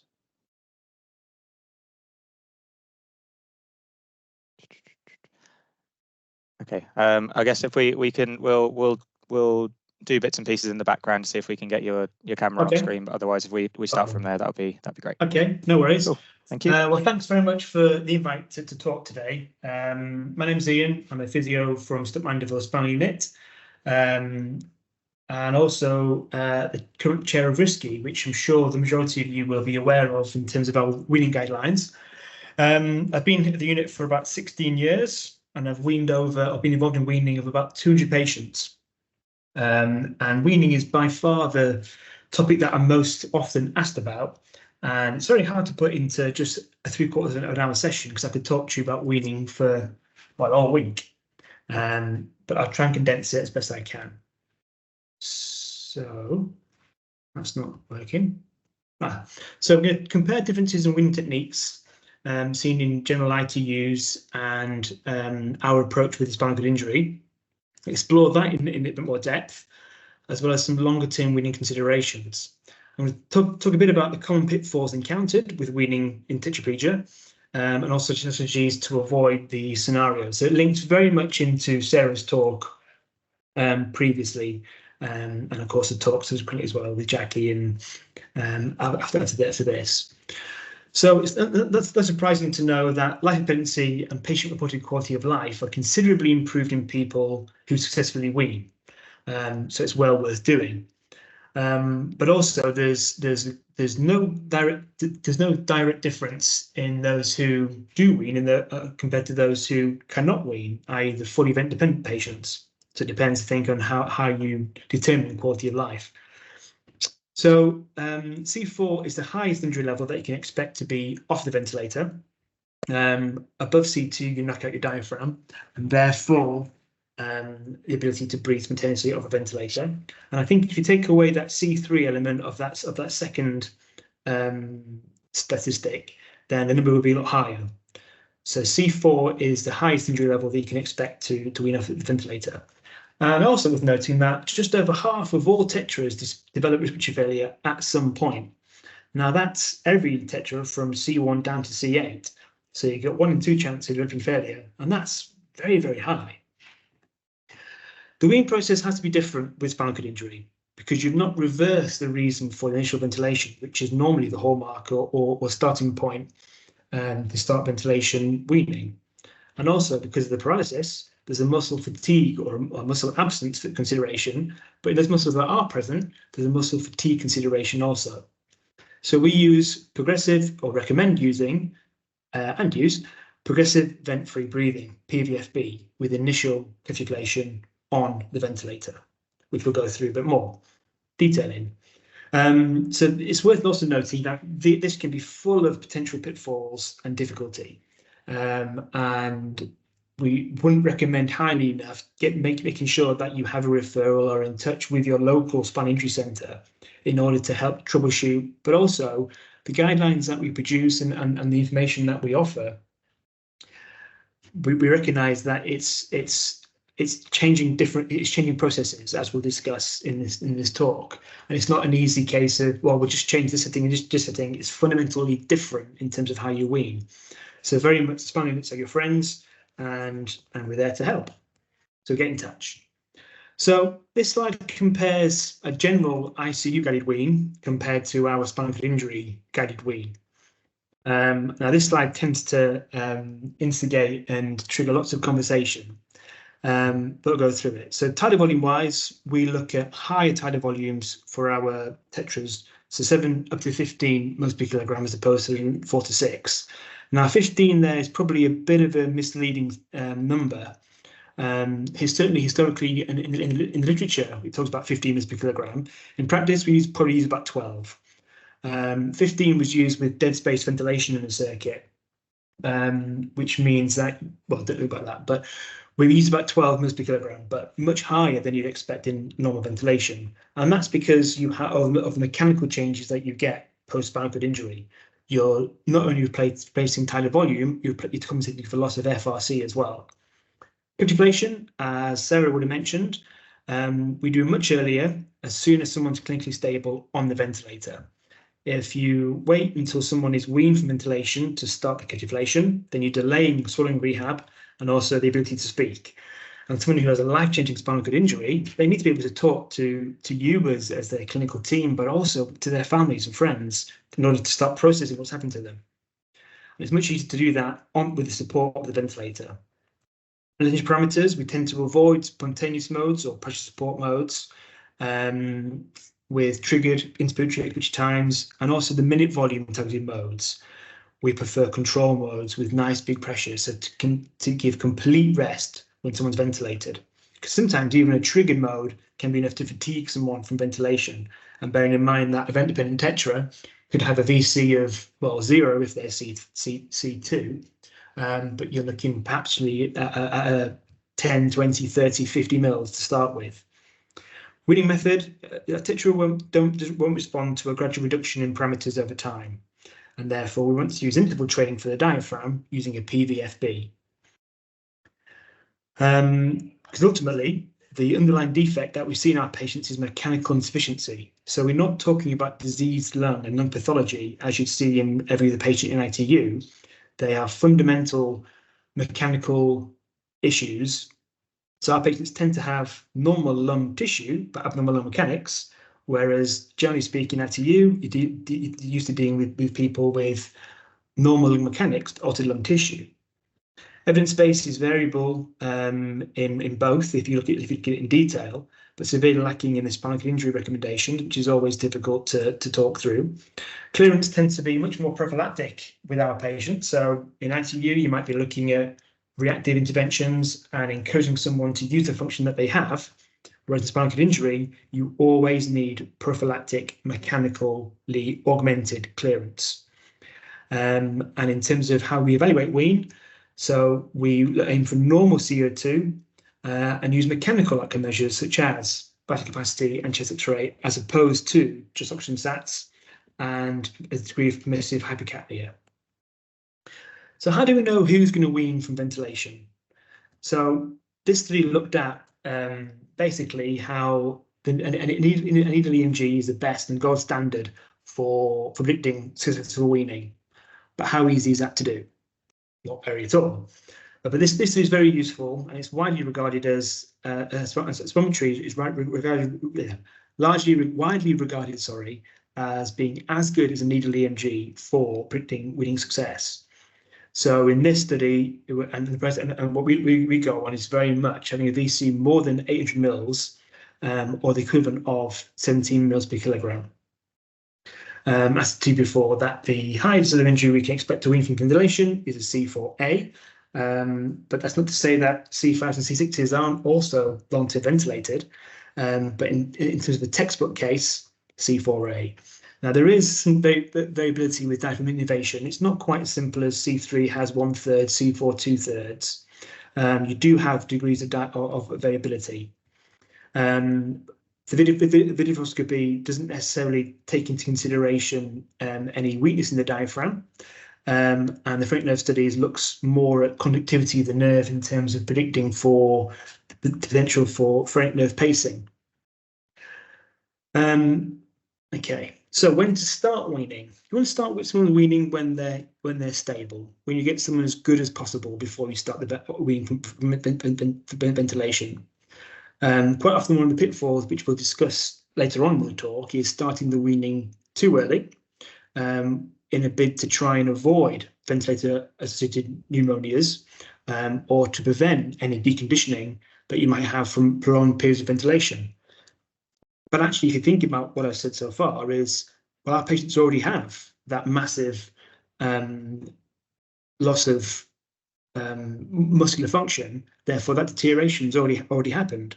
And therefore, you don't want to wean someone too quickly. You want to give someone a chance to be able to stabilize on the ventilator before you start to wean them.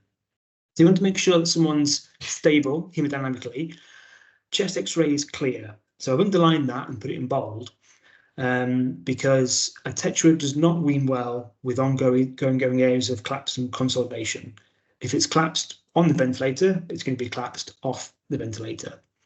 And with the de-recruitment that you have when you take someone off the ventilator, you want to make sure that someone's lungs are prepared for that. You make sure someone's infection-free with normal infection markers, prophylactic secretion mobilization to prevent atelectasis, ABGs within normal range, so no permissive hypercapnia. Acute tetraplegia is not a reason to have higher than normal PCO2. And if someone does have a higher than normal PCO2, then something's gone wrong in the ventilation process. But again, linking it back to the mechanical change you get post-spinal injury, they shouldn't have higher than normal CO2s. And we painstakingly work to make sure that all our patients have normal degrees of PCO2. Bronchodilators are your friends. So we have them on prophylactic ipratropium, plus or minus salbutamol as well. And mucolytics, so 3% saline, perhaps Parvlex as well, and definitely normal saline QDS as well. You want a low degree of supplementary oxygen, and again, if you've got your ventilation parameters correct, then again, all you're using the ventilator for is a set of bellows to keep the lungs open. So you shouldn't necessarily need a great deal of supplementary oxygen. Inspiratory pressure wants to be fairly low to achieve that high tidal volume. Again, probably 7 to 12, but knowing that literature would go up to 15 mils per kilogram of pre-injury body weight. And PEEP, we'd always keep our PEEPs on. We wouldn't necessarily take the PEEP away, but anything less than 8 is a good idea. So it all starts with deflation of the cuff, and this enables the initial communication and swallowing rehab to begin. But also it reduces the urgency of the wean. If someone's only opportunity for communication is to have 5 minutes off the vent with a speaking valve, then that can be very, very difficult for them to manage. And therefore, then suddenly you find that the patient's got 101 things to say in 5 minutes, and then 10 minutes later they're exhausted. That's not a good, sustainable way of managing someone's wean. And also giving them an idea behind how they're going to breathe potentially for the rest of their lives. So by taking the cuff down on the ventilator, you can restore that normal laryngeal function and give someone a functional means of communication without the fatigue and exhaustion. It's also worth noting here that in the previous slide, I talk about in ITU, the cuff tends to be deflated once someone is off ventilation. I'm aware that a lot of places who don't deal with spinal cord injuries, or very rarely, may also be taking the cuff down for a period of time. But in the context of this talk and what we do, it's 16 hours of cuff deflation, if not 24 hours of cuff deflation, not just a small snippet or a finite period of time.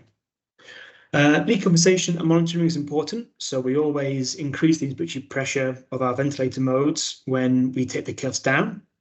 But also cuff deflation is a functional long-term alternative to weaning. If someone can't wean fully from ventilation, rather than having X amount of hours on pressure support as opposed to pressure control overnight, then, or with the cuff up, then having the cuff down for our event-dependent tetras, our C2s and above, it means they have a functional alternative.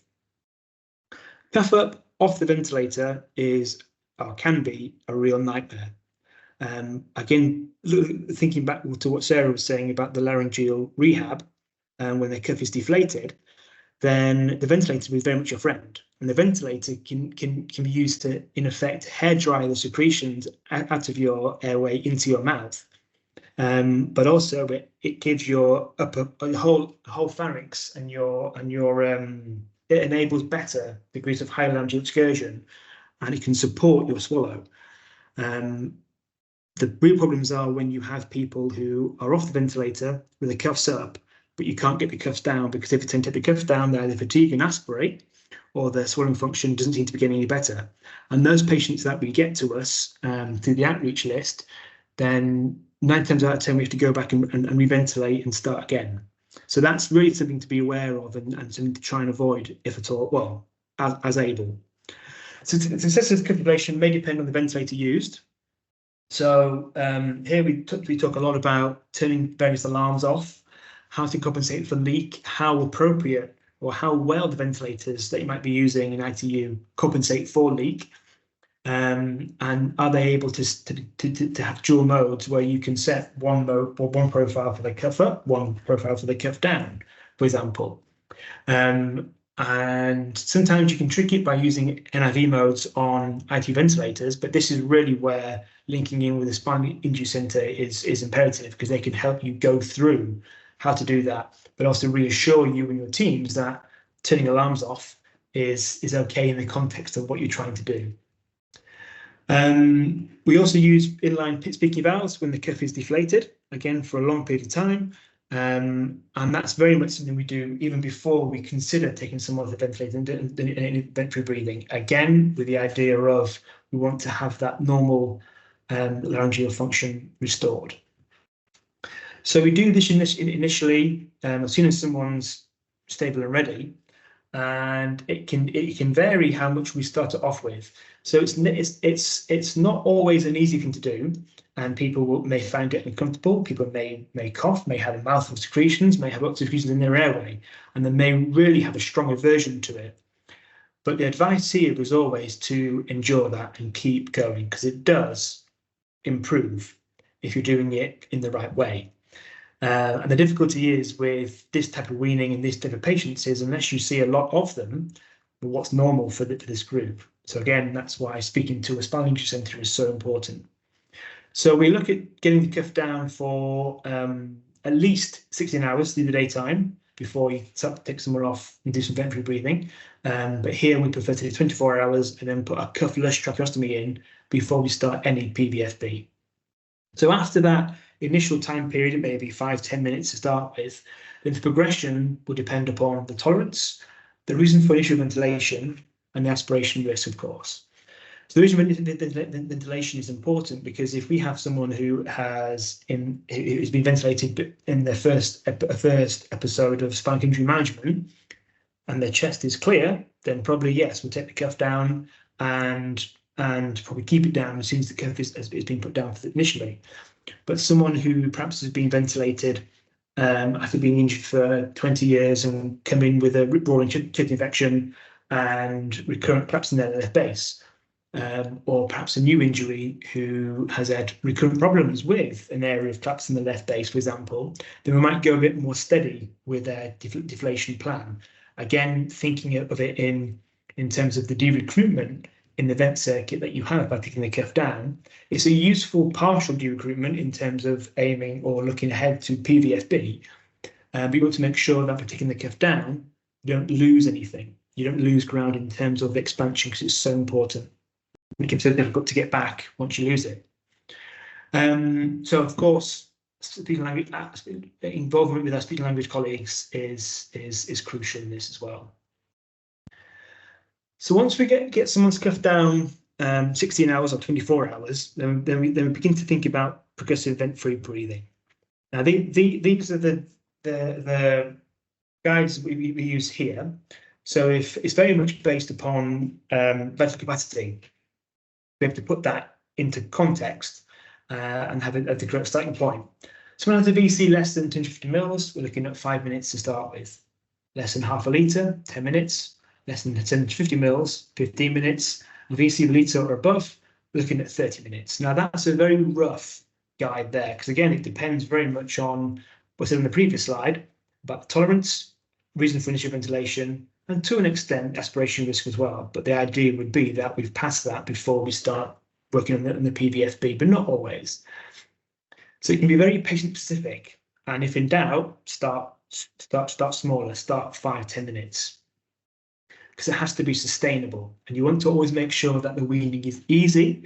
Someone should never have an increased block of breathing when they're off the ventilator, and this very much forms the basis of your subsequent time periods. But weaning always wants to be a positive experience for the patient primarily, of course, but also for the team around you as well, and you as the instigator and manager of the wean. So start it easy, keep it simple.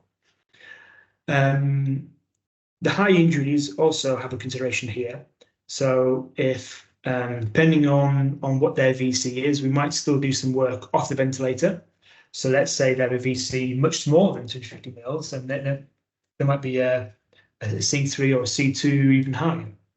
But those patients will still be looking to do some periods of time vent free, but that will take the form of rescue breathing, excessive muscle breathing, or glossophryngeo breathing as well.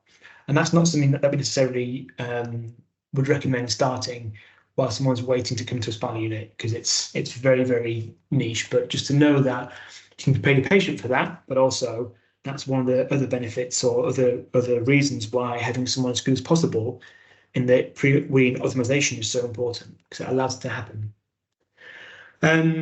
PVFB program wants to follow a stepwise progression in pretty much for interval training of your diaphragm, as I mentioned before.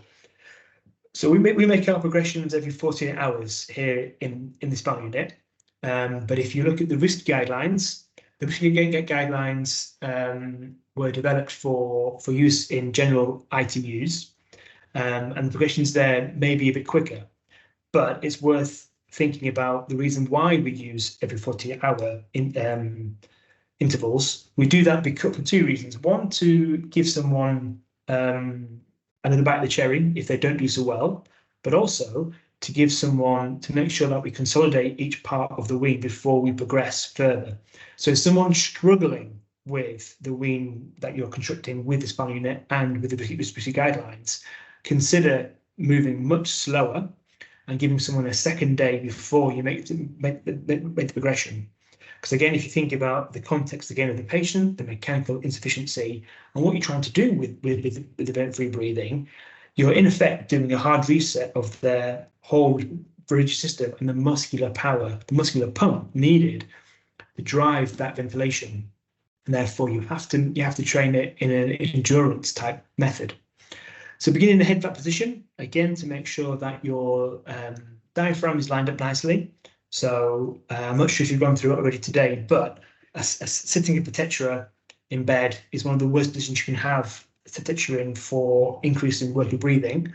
If you lie them flat or even head down, then you can line up the diaphragm, give the diaphragm more excursion, mechanical advantage, and therefore the excursion will be greater. They can get better torque produced from the diaphragm, and therefore a better degree of breathing function. We start people on squeegee noses with an oxygen-rich environment, again, so they can make it a positive experience, and so they can flourish in that initial time period. So it always wants to be easy, and sometimes it can feel too easy, but that's the whole point. We won't start someone on speaking valves so quickly. We want to again make sure that the bucket breathing matches that on the ventilator, and getting someone to used to breathing without the mechanical augmentation to begin with. Certainly, if anyone needs more than 2 litres of oxygen, then your question is weaning the appropriate thing to be doing. As I said before, a tetra doesn't necessarily need supplementary oxygen. Looking at observations, so oxygen saturations, end tidal CO2 at the beginning, at the end of the wean time period, and that's a really useful method of assessing someone's fatigue. Even before they begin to feel fatigued, you can see if their CO2 is rising, which is a mark of, again, respiratory insufficiency. Oxygen requirement, respiratory rate, and diffuse distress are what we look at to evaluate the wean. So a point here about getting out of bed. So for every patient that you see, getting someone out of bed, improve their respiratory function, makes breathing better, easier, more functional, but not for a tetraplegic patient. So you start someone off in bed in head flat, and then bring them up in bed as a progression of their wean. Okay, and then again introduce getting out of bed as a progression of their wean as well, knowing that their workload will be much greater in that headed position and then out of bed. But of course, they need to do that because a human needs to breathe upright. But you have to factor that in to your progression and work it very much, again, following the interval training idea. General guidelines there may follow a similar picture to what I put on the slides there. So 5, 10, 20 minutes, half an hour, 45 to an hour, and then increasing by an hour up to you get to 10, perhaps skipping 11 if the patient's doing well, to 12, 16, 24. So not necessarily going through 16, 18, 20, 22, because you want to make it functional, and therefore all day off the ventilator, and then making sure that someone is adequately rested overnight, and then aim for either ventilator overnight or not. Okay, and the idea being that these two in bold, you slow down to the progressions once you get to 16, 24 hours. So that's a good opportunity to do a blood gas at the end of the day, in the 16 hours, repeat an X-ray to make sure that you've not lost anything bearing in mind you probably would have also done this during the weaning process before now, and then 24 hours, do a blood gas in the morning first thing, and do an X-ray perhaps a day or two afterwards, again to make sure that you've not lost anything and not de-recruited a section of lung. So plans may differ. May start off with, or sometimes you might want in some weaning plans you might have on the hour, every hour, 3 times a day, or even once a day. Tend to avoid the on the hour, every hour, because once you start getting to big time periods where your rest breaks, we tend to start at 3 times a day or even once a day, and run someone's rehab program concurrently again alongside their weaning program. But again, as long as you're managing fatigue, starting at 3 times a day and then dropping to once a day as your timing timings get longer is generally a good idea. But it's all about fatigue management and making sure that the fundamentals are that your wean is always easy and you're managing fatigue, you're monitoring fatigue with end-tidal CO2, PCO2, chest X-rays, and DC. So what does the evidence say? So I've picked out probably the most commonly questioned aspects of a weaning program in terms of high tidal volume and progressive event-free breathing. So high tidal volume. So why do we use higher tidal volumes than ITU? So 40 liters per kilogram is very much recommended as part of the guidance to avoid ARDS. In terms of avoiding that barrel trauma with anything higher as well. But the risk of ARDS in tetraplegia is different. Our patients don't necessarily have any change in lung compliance, again, because we haven't got a initial lung injury as such. It's from a mechanical origin. And those of you who have worked with spinal patients, they can take high pressure. So they can take, you can see the pressure you put in, the volumes will be really high, but the peak pressure will be low. And therefore that's your marker of appropriate ventilation.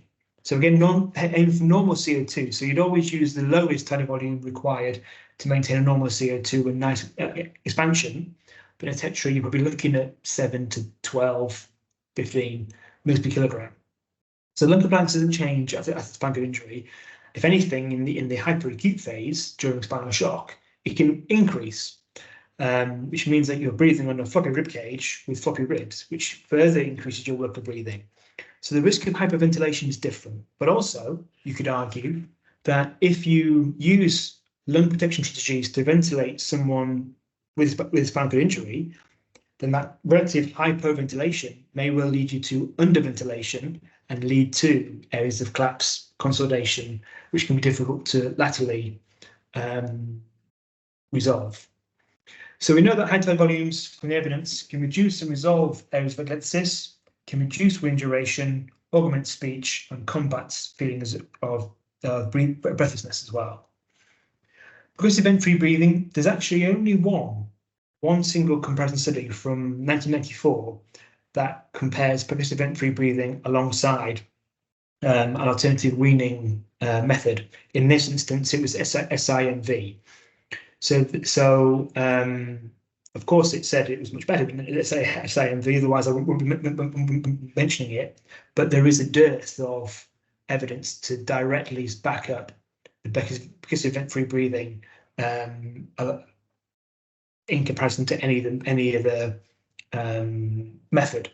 But hopefully, with what I said so far, you can see the background and see the logical reasons why, as spinal units nationally, but also internationally, we recommend this method of weaning. So early capitulation, PVF-BRE, and pituitary weaning are used widely within spinal centres, but rarely in acute facilities. You may well have seen the risk guidelines. And for those who don't know, there are a set of guidelines written by RISCI. RISCI is a national special interest group currently chaired by myself, where we have written guidelines for use in non-specialist or general ITUs. And there's also a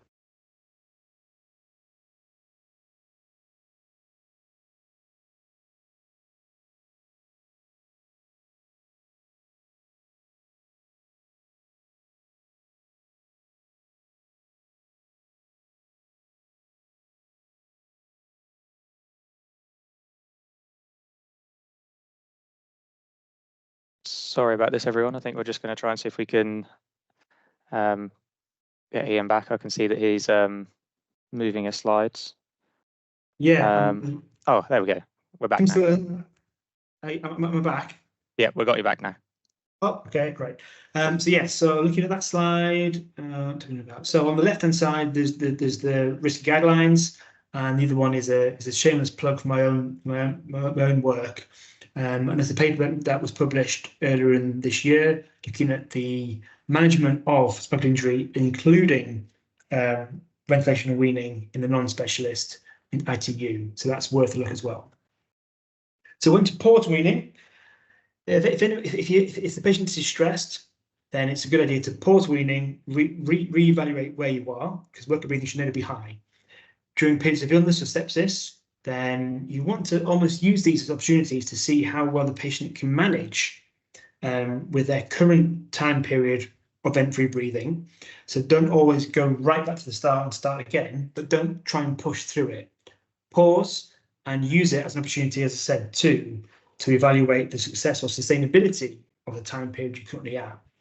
But then, so someone has a UTI, let's say, and that's very reasonable. If someone has a chest infection or any increase or change in their chest X-ray, then yes, it's worth going backwards in the plan. So if someone has a drop in VC to less than 10% of the same value, again, that's a good marker of wean failure or wean struggling with wean. So either stop where you are, make sure that you're not fatiguing any of the means, perhaps do a blood gas, repeat an X-ray, and then start again. And of course, if you see any increase in your CO2 as well. So the next section here is all about removal of tracheostomy. So once we've got to 24 hours off the ventilator and we've done a blood gas and that's all okay, we've done the X-ray and that's looking wonderful as well, the patient is capped off and ready for the next phase, we look in terms of ventilation and also extrusion clearance. So ventilation, we start with the Swedish nose, work through the speaking valve, and then look the cap the tube off. And once we're off the ventilator, we'll probably look at least a week, if not 2 weeks, before we look to take the tracheostomy out. So we want to make sure that the patient can manage with a tube capped off for at least a week. And if everything's okay after that in terms of the CO2, then we can almost tick that off the list. Extrusion clearance. So you want to make sure that you're factoring in non-invasive clearance, i.e. clearance with a cover device through a mouthpiece or a face mask. You're not using it through a catheter mount and through the tracheostomy.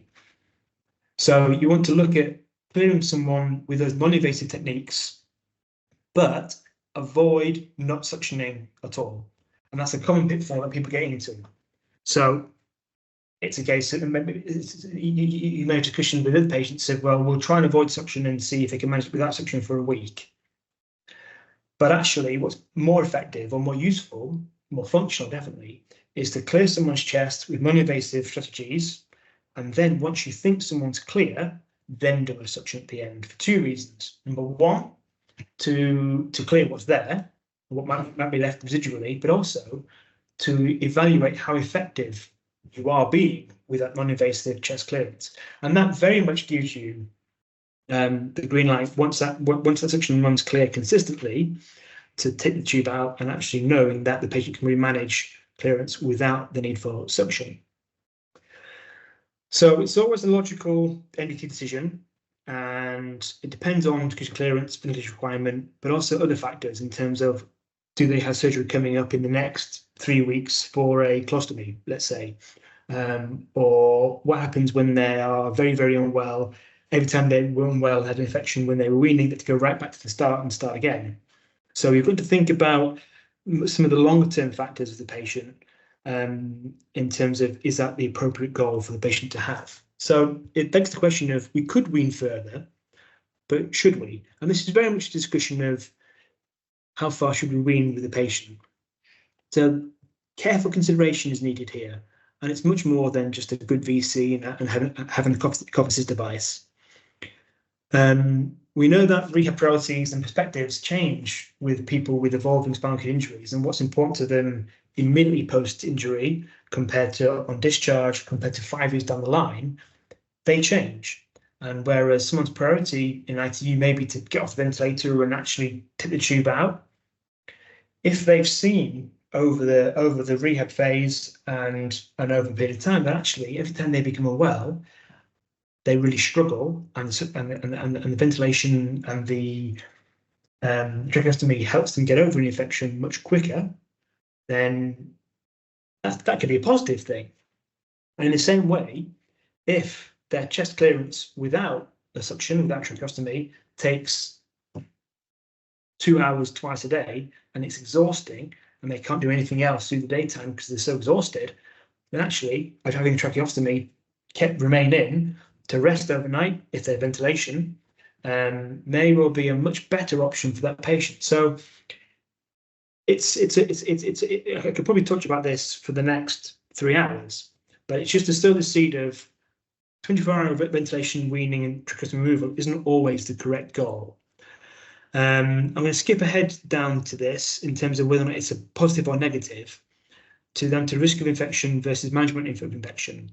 I'll be the first to not disagree that having a tracheostomy tube remaining in situ may well, or the argument is that it can cause more infections because you have a foreign body inside your airway.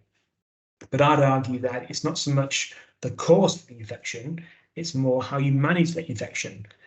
If that patient has recurrent infections and every time they don't need suction and they can manage it without any real issue, they can clear everything they have to their mouth and it doesn't fatigue them, then yes, I'd be the first in line to say yes, get the tube out. But if that patient therefore is completely knocked off and has an abundance of secretions that they can't manage without the tracheostomy, without the suction, and even has to go back on the ventilator for a long period of time, then actually that tracheostomy is there for a reason, and actually it may be a functional adjunct as opposed to something that we want to get rid of. I'm not going to talk about this too much, but these are two alternative methods of weaning. So this is phrenic nerve pacing and diaphragm stimulation. This is basically a way of implanting electrodes either around the phrenic nerve for the phrenic nerve pacing or directly into the diaphragm, and using these little jolt boxes to stimulate the phrenic nerve or the diaphragm to be able to contract and therefore produce movement. It's used in the patients without any diaphragm function, so the C2s and above, but it can get someone off the ventilator completely. But quite often, more often than not, it's used through the daytime and then someone's ventilated overnight. But it has a high rate of survival, and also can reduce your chance of respiratory infections as well, because you're breathing from a more physiologically normal point of view, with activation from the diaphragm and breathing diaphragm up, as opposed to positive pressure down through the airway. The last little bit of this talk is just talking about going through a few common pitfalls that we see, and things to watch out for when you're weaning these patients. So we know that spinal patients don't fit the ICU model. They don't respond to that increase in workload over a time period. Sometimes areas of exentesis and permissive hypercapnia can be tolerated as someone weans, and that might be okay in the short term, but it will eventually catch up with the patient, and it may well limit how far they get. The impact of spinal injury can be underestimated in terms of evidenced by spirometry, but also the effect of fatigue and expansion, or lack of, on clearance, and how effective and how important clearance is. The weaning guidance can be acknowledged, and quite often is, but key aspects can be missed. And primarily, it's the beginning of the weaning without the prior optimization. Incomplete patients that may come through an ITU system may actually qualify that ITU approach in spinal patients. An incomplete patient, an AISD, for example, may do very, very well, probably will do very, very well on an ITU type wean. But a C4D is very different to a C4A. And therefore, it's just being aware of what patients you're dealing with and what else is going on. Be aware of reactive versus prophylactic assessments. So rather than doing an X-ray when the patient becomes unwell or doing a blood gas when something goes wrong, very much we would recommend doing prophylactic X-rays, prophylactic blood gases at strategic time points to allow you to evaluate where you are on the wean before you go to the next phase. So we have a mantra here in the unit of we want to maintain anything that we achieve, and therefore we want to make sure that we've put everything in place to not go backwards in the plan for something that can be psychologically destroying for a patient. And of course, as I mentioned before, the dysphagia can be tackled post-wean, which makes it much harder to unpick. Other things to consider: we have an evolving role of the Major Trauma Centre in the UK, as our patients are spending longer waiting for admission in a spinal unit, and therefore there's more going on and more to do and more being asked of the Major Trauma Centres. There's also an index point of becoming a spinal injury patient, and therefore you don't necessarily know when someone is first presented to A&E or in an MTC of the long-term ventilation requirement. So it stands to reason that you wouldn't necessarily put someone straight on 7 to 15 mils per kilogram of tally volume, because why would you if you don't know they have a spinal injury? But once you do, and once you make that initial referral, that's the time to put someone onto a spinal injury pathway. Bed pressures, in terms of pressures to wean to get out of ITU, are a factor as well, and therefore weans can be sped up. Unfamiliarity of patients. How many spinal patients may you see in a year, and also the consistency of the team and approach. Things change in ITU day in, day out, and that approach and that environment doesn't necessarily do well for a tetra who needs that consistent approach with things not changing day by day.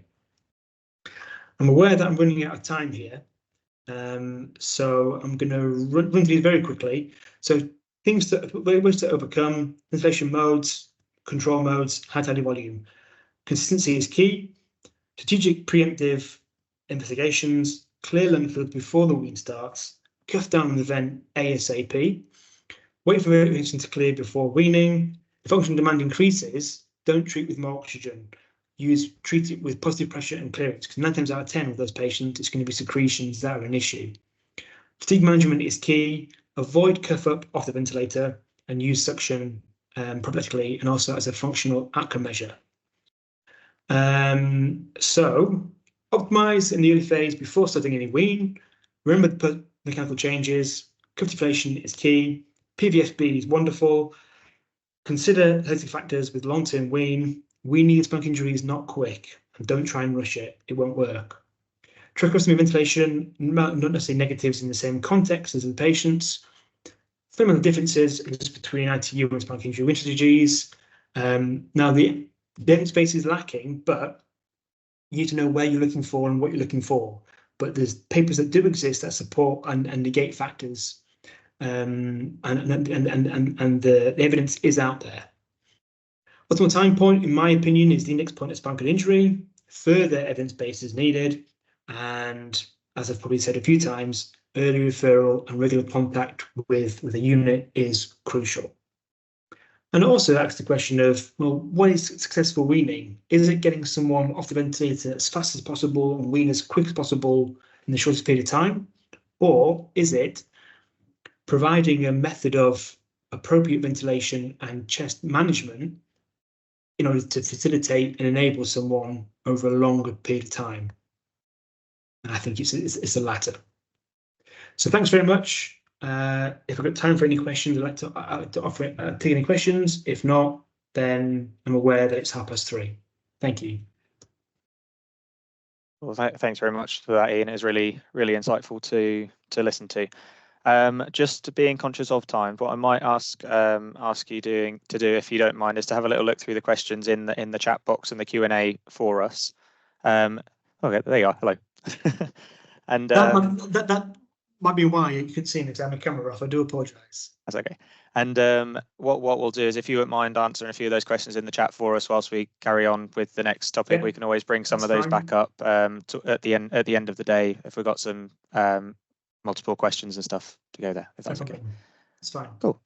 Thank you again very much for that. And I think now we're handing over to Jackie for our next talk. Hi. Can I check if Dan is linked up as well? Let's And have a look. Oh, and I've not been able to see him so far. I have been keeping an eye on it, but he's not joined it. Oh, he is. He's got his hand up. There he is. Perfect. And I just need Ian to unshare so I can share. Oh, sorry. Yeah, done. There we go. No problem. Let Perfect. me just get my slides. Okay. Oh, you've all disappeared now. Can you see that? Oh, what can I see? Yeah, we can see that. That's good. Okay, all right. I can't see you at all. Thank you very much. And I think the talks so far have been amazing.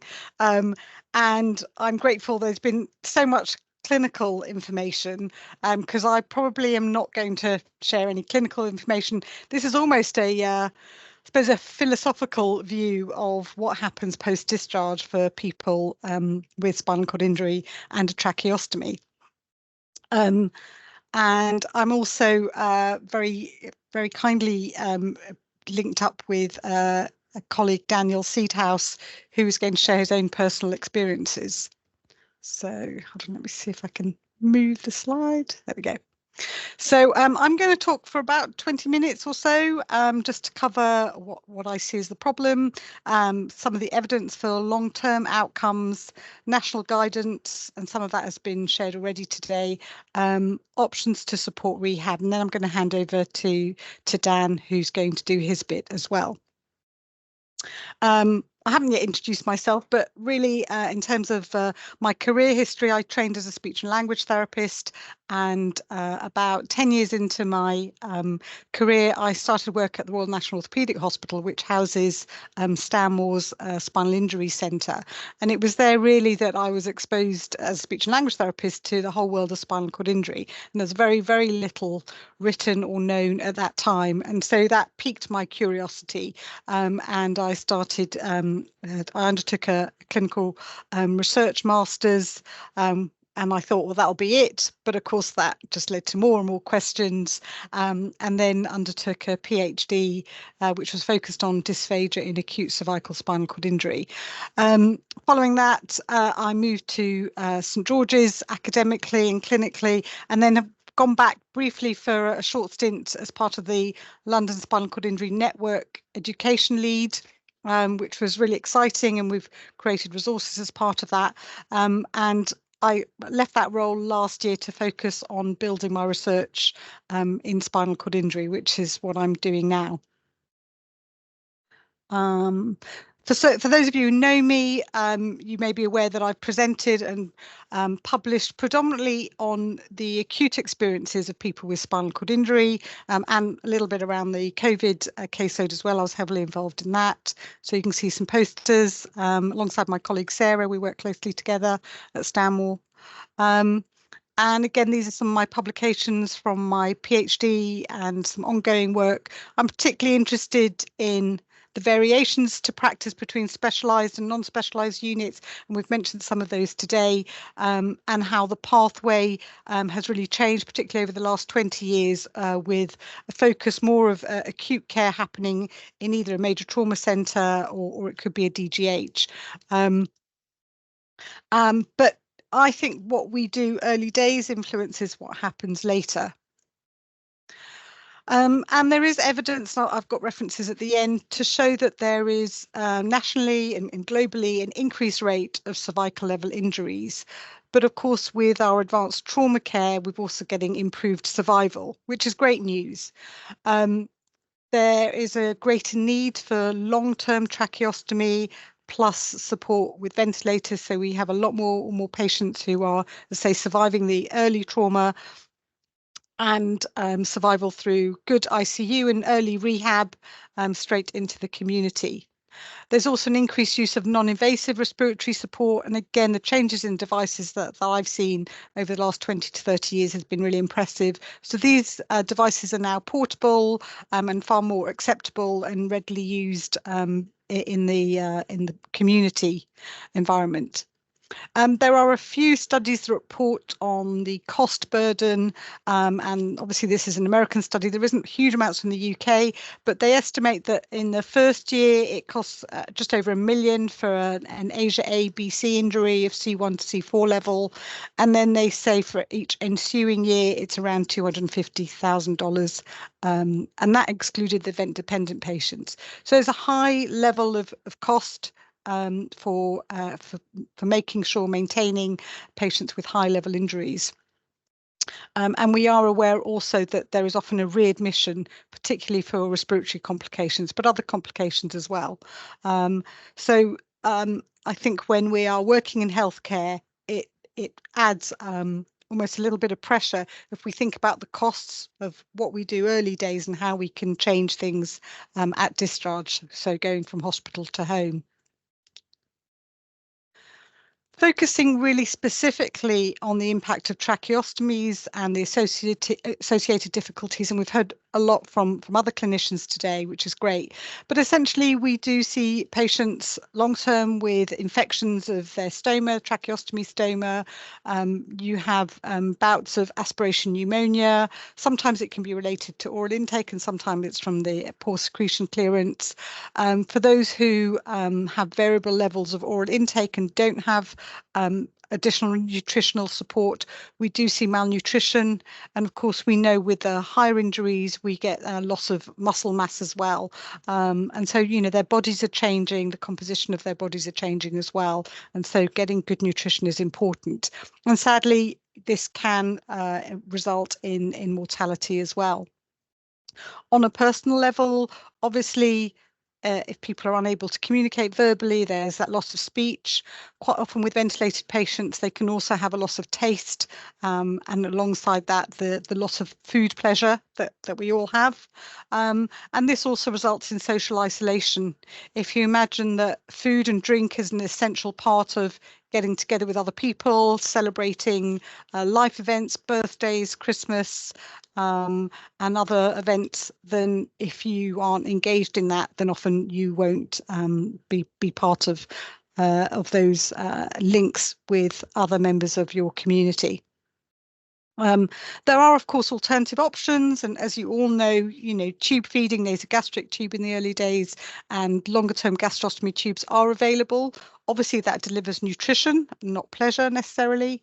Also, in terms of communication, there are alternative and assistive communication devices, but I think if you talk to people who have those in place, they would all say that although that gives them access, it does reduce the quality of their life.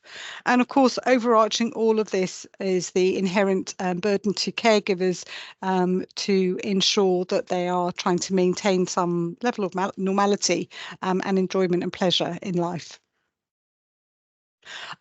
If we look at the evidence about what happens to people after they leave home and around survival, you can see in the Thieche paper published in 2022 that looked at causes of death in 223 cases of patients under the age of 60 over a 21-year period.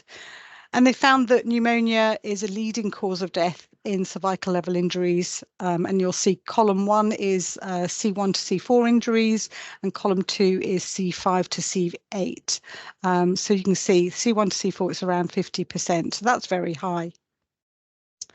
And USA data came from 20 hospitals between 1995 and 2006. And they looked at 1,381 deaths, and they found that pneumonia was a cause of death in 46%. So that ongoing need for good chest management, as Ian so beautifully described, is really essential. In this British paper that looked at causes of death from 2 spinal units between 1943 and 2010. So that was 2,170 deaths. Again, this found that over the entire study period, the most frequent cause of death in all cases was respiratory. That's 29.3%. with respiratory tract infections being the main cause of pneumonia and bronchopneumonia, including sepsis. And then for all high-level tetraplegia, as I've highlighted there, respiratory causes accounted for more than half of all causes of death. So 53% in the ventilator-dependent tetraplegia and 52% in C1 to C4. So as I say, respiratory management is really important. And as I say, we know historically we've probably not managed these very well, but we've actually got very little data about how we are doing currently. If we look at the spinal cord injury guidance documents, a lot of these unfortunately are focused on acute rehab. So Sarah earlier mentioned the NICE guidance that was published in 2022.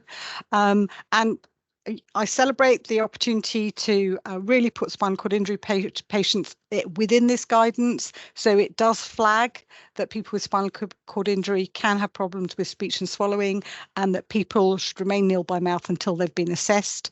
But again, there are very little recommendations as to the specific rehabilitation, how to assess and how to manage these. So there's a gap in the evidence at the moment. A couple of people before have highlighted the standards for specialist rehab spinal cord injury, which was great to pull this together and publish those at the end of 2022. And again, there are some very specific goals for SLT intervention, but of course, this is predominantly focused in the acute setting. Thank you both of you. Very, yeah, really great chat. Just very quickly, for anybody that had asked Ian a question in the chat earlier, Ian didn't have access to the chat, but I've posted all of your questions into the Q&A part and he's answered them in there. So if you bob over to the Q&A, hopefully you'll see your questions answered in there. And that should be available to view all the way through and after. But we are now on to our last speaker, which is Jess. Hopefully Jess is here. Hello, yes, I'm here waiting in the wings. Hello. Are you all right to share your screen, Jess? Yes, let's see if we can do this again. 1 second. Too many PowerPoints here.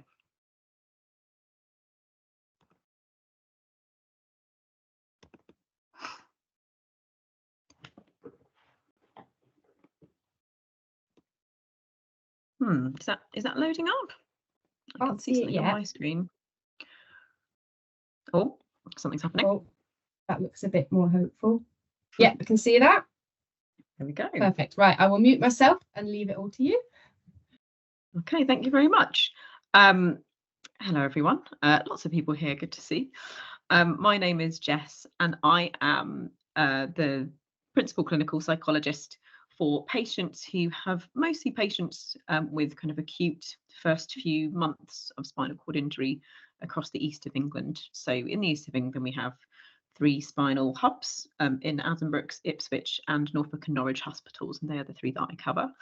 I'm going to be speaking today about firstly kind of psychology in general in terms of spinal cord injury, because that's really helpful for context, but then kind of narrowing in on issues that have been referred to me in relation to tracheostomy.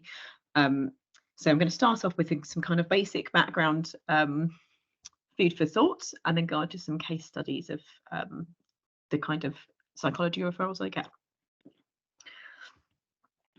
So I'm not exactly sure of the makeup of our audience, so apologies for anyone who knows this in great detail, but in terms of what clinical psychologists do, I think it's very important to kind of clear that up, because we can be quite a mysterious, elusive profession. TV doesn't tend to represent what we do particularly accurately, but essentially what we do, our function is to reduce psychological distress and increase psychological well-being. And that's in a nutshell what we aim to do. We do this via a process of firstly assessment, so gathering information about the patient in general, but also about the specific issues they are having at that time. That might come from formal things like questionnaires, or from more informal discussions and interviews with patients and families and the care team. Then we formulate, so we get an understanding of the issues, what's causing them. And then if there is a significant issue that we've identified through that process, we might intervene based on our formulation about saying, okay, given what is contributing this problem, we think these things may help. And then we evaluate whether or not we've made a change. You can find us in very, very specialties. So the field which I sit within, only working with people with spinal cord injury, is what we would call clinical health psychology. So psychology as applied to physical health issues. But you will find us in other very varied settings. So neuropsychology, CAMS, generic mental health. So if you've come across us in any other fields, the role of psychologists in other fields might be slightly different, but essentially our role in spinal cord injury is to reduce psychological distress and increase psychological well-being in relation to spinal cord injury. So I mentioned formulation is how we come up with an understanding. Our the way we kind of do this, to explain kind of basically, is we use something called the biopsychosocial model. So we think about the biological factors, the psychological factors, and the social factors, or environmental factors, comes under social, which are contributing to an issue that somebody is having. So this is what we'll kind of gather in that assessment process. And essentially interactions between all or any of these factors can lead to either good psychological well-being or psychological distress. So for example, you have in the biological column things like what impairments does a person have as a result of their spinal cord injury, or medications that they're taking, because that can really affect somebody's state at the time. Sleep, we have horrendous problems with sleep in the area that I work in. We're on a very, very busy wards. It's been described various times as the worst sleepover in the world. So there are, you know, various physiological and physical factors going on for people, but also psychological background factors. So what is that person's beliefs and understanding about spinal cord injury? How do they usually cope with difficulties? What are their relationships like? What do they particularly value in terms of their life values? And you know, pre-injury personality is a big part of it. Not everyone who gets a spinal injury was a very different person from the next person coming in. So we take that into account. And the social environment is just as important. So somebody's culture, what they would usually be doing, what their roles are, all of these things we will look at in terms of what the contributors are to somebody's distress, specifically in the issue of in the kind of situation of somebody who's been referred for a psychological issue to us. And sometimes there is one very clear factor which, if addressed, will, you know, make everything more or less settled for a while. So for example, sometimes I will get referrals which are acute delirium related to urinary tract infection, and it's something that maybe a staff member is worried has been psychosis or something like that, but sometimes there's a very clear-cut explanation for a specific situation. But for the majority of cases, it's going to be a bit of a mixture of all of these things. So again, how does spinal cord injury affect people? If you're going to take home anything from this presentation, the answer is differently. So we notice as psychologists that there tends to be media representations of people with spinal cord injury which tend to show a very, very bleak kind of uniform outcome for people. Either that, or the kind of hero who has to run marathons in a robot suit or something. You know, somebody who has to be the hero, or somebody who has to be the victim, and that isn't a narrative that most people will identify with. Interestingly, so if you look across the research literature, level of injury and whether it's complete or not is not a reliable predictor at all of distress. So being injured to a more severe level doesn't mean that somebody will necessarily struggle more in the long run.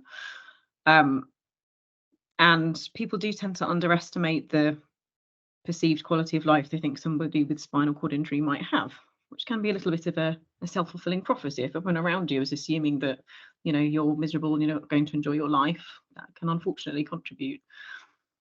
So instead of there being a clear-cut relationship between the injury and what somebody feels like, the model that those in our field have come up with is something very messy and complicated that looks like this. So all of these kind of inputs and outputs and various reappraisals. So far from a linear process of injury equals depression, you know, there is a lot going on and it has to be looked at on an individual level. And here are some of the factors, in case anyone's particularly interested, that have been linked with positive adjustment and which have been linked with not adjusting so well. But I won't spend too much time talking about these because I want to get into the case studies really in relation to tracheostomy. But just to finish kind of looking at mental health in general, I suppose, following spinal cord injury, everyone is going to be impacted in some way by any significant life event, including spinal cord injury. So few people will have a spinal cord injury and, you know, the next day carry on as if everything was as it was. It's a significant disruption in most people's lives. Even if somebody's long-term adjustment to spinal cord injury is reported as positive, the stage that I work in, most people see a significant upset. The estimates vary, but it's suggested that it's probably around 20 to 30% of people with a spinal cord injury who ever meet the threshold or get a criteria for a formal mental health diagnosis. So it's a minority of people who will be diagnosed formally with any mental health condition, but the people who are affected in some way by a spinal cord injury are going to be beyond that. So while these people may be more severely affected in a way that really impacts their day-to-day life, you know, everybody with a spinal cord injury will have some kind of psychological disruption from the injury, whether that's short or long term. And basically, our job as psychologists, we focus on distress versus well-being. And if distress is significant, we will get involved. So that's who I get referred in our service.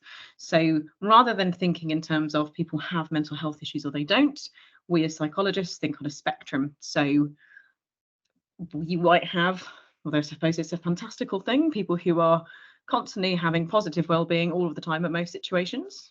Not generally the case in any situation, least of all spinal cord injury. But then going up to the other end of the spectrum where people have severe stress, and in most of the time in most situations they find it very difficult to cope. So I tend to work with people who are somewhere in this kind of mild to moderate distress. They tend to be the referrals that I get. Sometimes there's some involvement with psychiatry as well where it's appropriate. And the severe end of the distress scale, that would be psychiatry generally, but we also have some input as psychology as well. So moving on to thinking about tracheostomy specifically. So again, if we think about the models we've looked at and all the inputs and outputs to spinal injury, the answer is going to be differently. So everybody will have slightly different factors going on here in terms of their biologically what is going on for that person. So whilst they may have their breathing and eating and speaking functions affected in the same way, the whole picture for that person is likely to be different. Psychologically as well, these are going to be entirely different people with entirely different priorities and ways of coping with things, and you know, beliefs, values coming into the equation. So the examples I've given there are understanding how much somebody understands what's going on for them in relation to a tracheostomy has a huge influence on how somebody feels they can cope with it.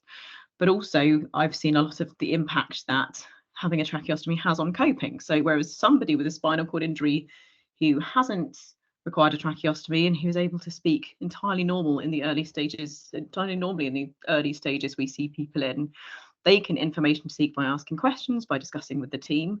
Sometimes coping mechanisms that people might normally have, so finding out information from people, is taken away from people through the physiological process, and that's really difficult. And again, socially, so communication, whether it's for information seeking purposes, as I just mentioned, or just socially, or, you know, the little practical things people need in terms of needing a pillow turned over or something. It's a lot easier to get somebody to do that if you can just say it out loud, but a lot of our patients with tracheostomies won't necessarily be able to do that. And that's really challenging. And some people, this is just an example, so appearance concerns. So we have had a few patients who don't want people visiting them while they have while they're connected to all the apparatus. in some of our cases, that's only going to be short term, in some longer term, but actually the appearance and that feeling of difference from others in a social situation is a really stressful thing for them. So this is that kind of biopsychosocial formulation applied to how we would approach tracheostomy and spinal cord injury from a psychology perspective. So I have 3 case studies here. They're going to be brief, but hopefully they'll give you an idea of the variety of what's referred to us and the variety of issues people experience. So the first is a 50-year-old lady who was referred to me about having panic attacks at night time when she was left alone. And in speaking to her, her worry was that she might choke. So she would wake up in the middle of the night, and it was particularly an issue when there wasn't a member of staff with her. She was supposed to have a member of staff with her at all times, but it didn't happen. So she would wake up and she would panic about what might happen if something happened to her. Would she stop breathing? Would she choke? And then she would have a panic attack, which would feel like the sensation of choking and not being able to breathe. In terms of that the formulation you can see there, so the biological, psychological, and social. Unfortunately, this lady came with a history of having experienced panic attacks before her spinal injury when she felt out of control. And in this situation, she very much felt out of control. This was a fiercely independent woman who didn't like having to rely on other people. So, you know, the incidence of being left alone by somebody who was supposed to be in control of things was very, very stressful for her. And as you might be able to imagine, given her injury, so she had very reduced verbal communication. It was predominantly lip reading, very reduced use of her hands. So she kind of was given a call bell, but she couldn't always reliably use it. And she couldn't breathe independently. So these were the things biologically influencing the situation. And she did historically have an issue with kind of trusting other people. So relying on others was difficult. And there were some strained relationships with the staff on the ward who essentially weren't expecting her to stay around as long as she did. Unfortunately, I mainly see people who are waiting for admission into spinal cord injury centres, and that can take quite a long time. So in terms of how we intervened with this, so panic attacks in general are quite, they're fairly straightforward to work with as a psychologist. So a lot of what you do is about psychoeducation, so explaining why panic happens, that it might feel like you're going to die and stop breathing, but that doesn't actually happen in a panic attack. We printed out some of those techniques around and put them in her bed space so that she could remind herself of this, because when you're panicking, you don't remember those things, but if they are in front of your face, then you might be able to remember to, you know, remind yourself of what's happening and what you can do about it, which involved for her kind of reassuring thoughts and looking around the room, paying a kind of distraction stuff, looking around the room, counting some things that she could see. Which is adapted, because usually in panic attacks, if somebody doesn't have a tracheostomy or a spinal cord injury, you would focus on adapting the breathing a lot, but for her that was quite difficult, so we focused on the other strategies. I also had a discussion with the staff about explaining with her about how her breathing actually worked and how all the equipment worked, and that if there was, you know, a significant issue with her breathing, that she was connected to machines that would pick that up anyway. So there were some misunderstandings she had about who would know if things went wrong. And also they did make the staff more present at night after this conversation. And we reviewed the call bell she had, which wasn't appropriate, and replaced with a head switch. So she went back to that, having initially tried it and not liked it. She agreed that she would like to try it again because she understood why it was so important she could get attention when she needed to. The second case study was a 47-year-old man who was referred to me for, this is kind of my typical referral, just 2 words, low mood. And when I was speaking to this man in our assessment, what came out was that he had really had a lot of experiences where people were talking about him as if he was not there, that his abilities, his capabilities, his how intelligent he was assumed There was one incident where somebody had a fruit basket at the end of his bed while he was in critical care, and somebody, a member of staff, had said, I wonder if I can take this, and someone had said, oh yeah, of course you can. He can't, he's got no idea what's going on. And you'll be happy to hear that when he regained his voice, he challenged this member of staff and said, you're the one who nicked my apple. But he'd gone from, as you can see in this kind of psychological part of the formulation, this was a man who was usually a very vocal and witty leader. He had a stellar sense of humour, but this was lost with his loss of communication. And he was not somebody who was used to being treated like he was an inferior, bottom of the pile person. It really, really upset him, understandably, this experience. Thankfully, this man had a really strong social network. There were always kind of queues out the door of people waiting to see him. His entire room was covered in cards. There were fundraisers happening left, right, and centre. So this is a man who was really, really well supported. But unfortunately, there was high turnover of staff, and he was in a ward for a time with very little experience of spinal cord injury. So whilst in his personal relationships, people understood what was going on and they were very supportive, he had to explain himself, or would have been able to explain himself, expected to again and again if he had his voice. But for example, I've been told off for not eating his toast one morning, and he was amazed that the person with the notes couldn't figure out the reason he hadn't eaten his toast was because of the physical situation he was in. So in terms of a psychological intervention for this, mostly it was just about discussing and validating his experiences, talking to him about everything that he'd been through and listening and kind of paying witness to that. But I also discussed with the MDT about what he'd found so upsetting in experiences before, making sure that we wouldn't make the same mistakes going forward again. So people were very much in no doubt of his brain capacity after this conversation. The third case study is a 65-year-old man who had a fall on a building site. He was referred to me again, 2 words, low mood. Some of the spinal, so we referred to 2 different spinal cord injury centres. This man was into 2 weeks of mandatory bed rest, which one of the spinal cord injury centres asks for. So at this time, he had very, very little activity, and he was barely sleeping because he was so uncomfortable and so hot.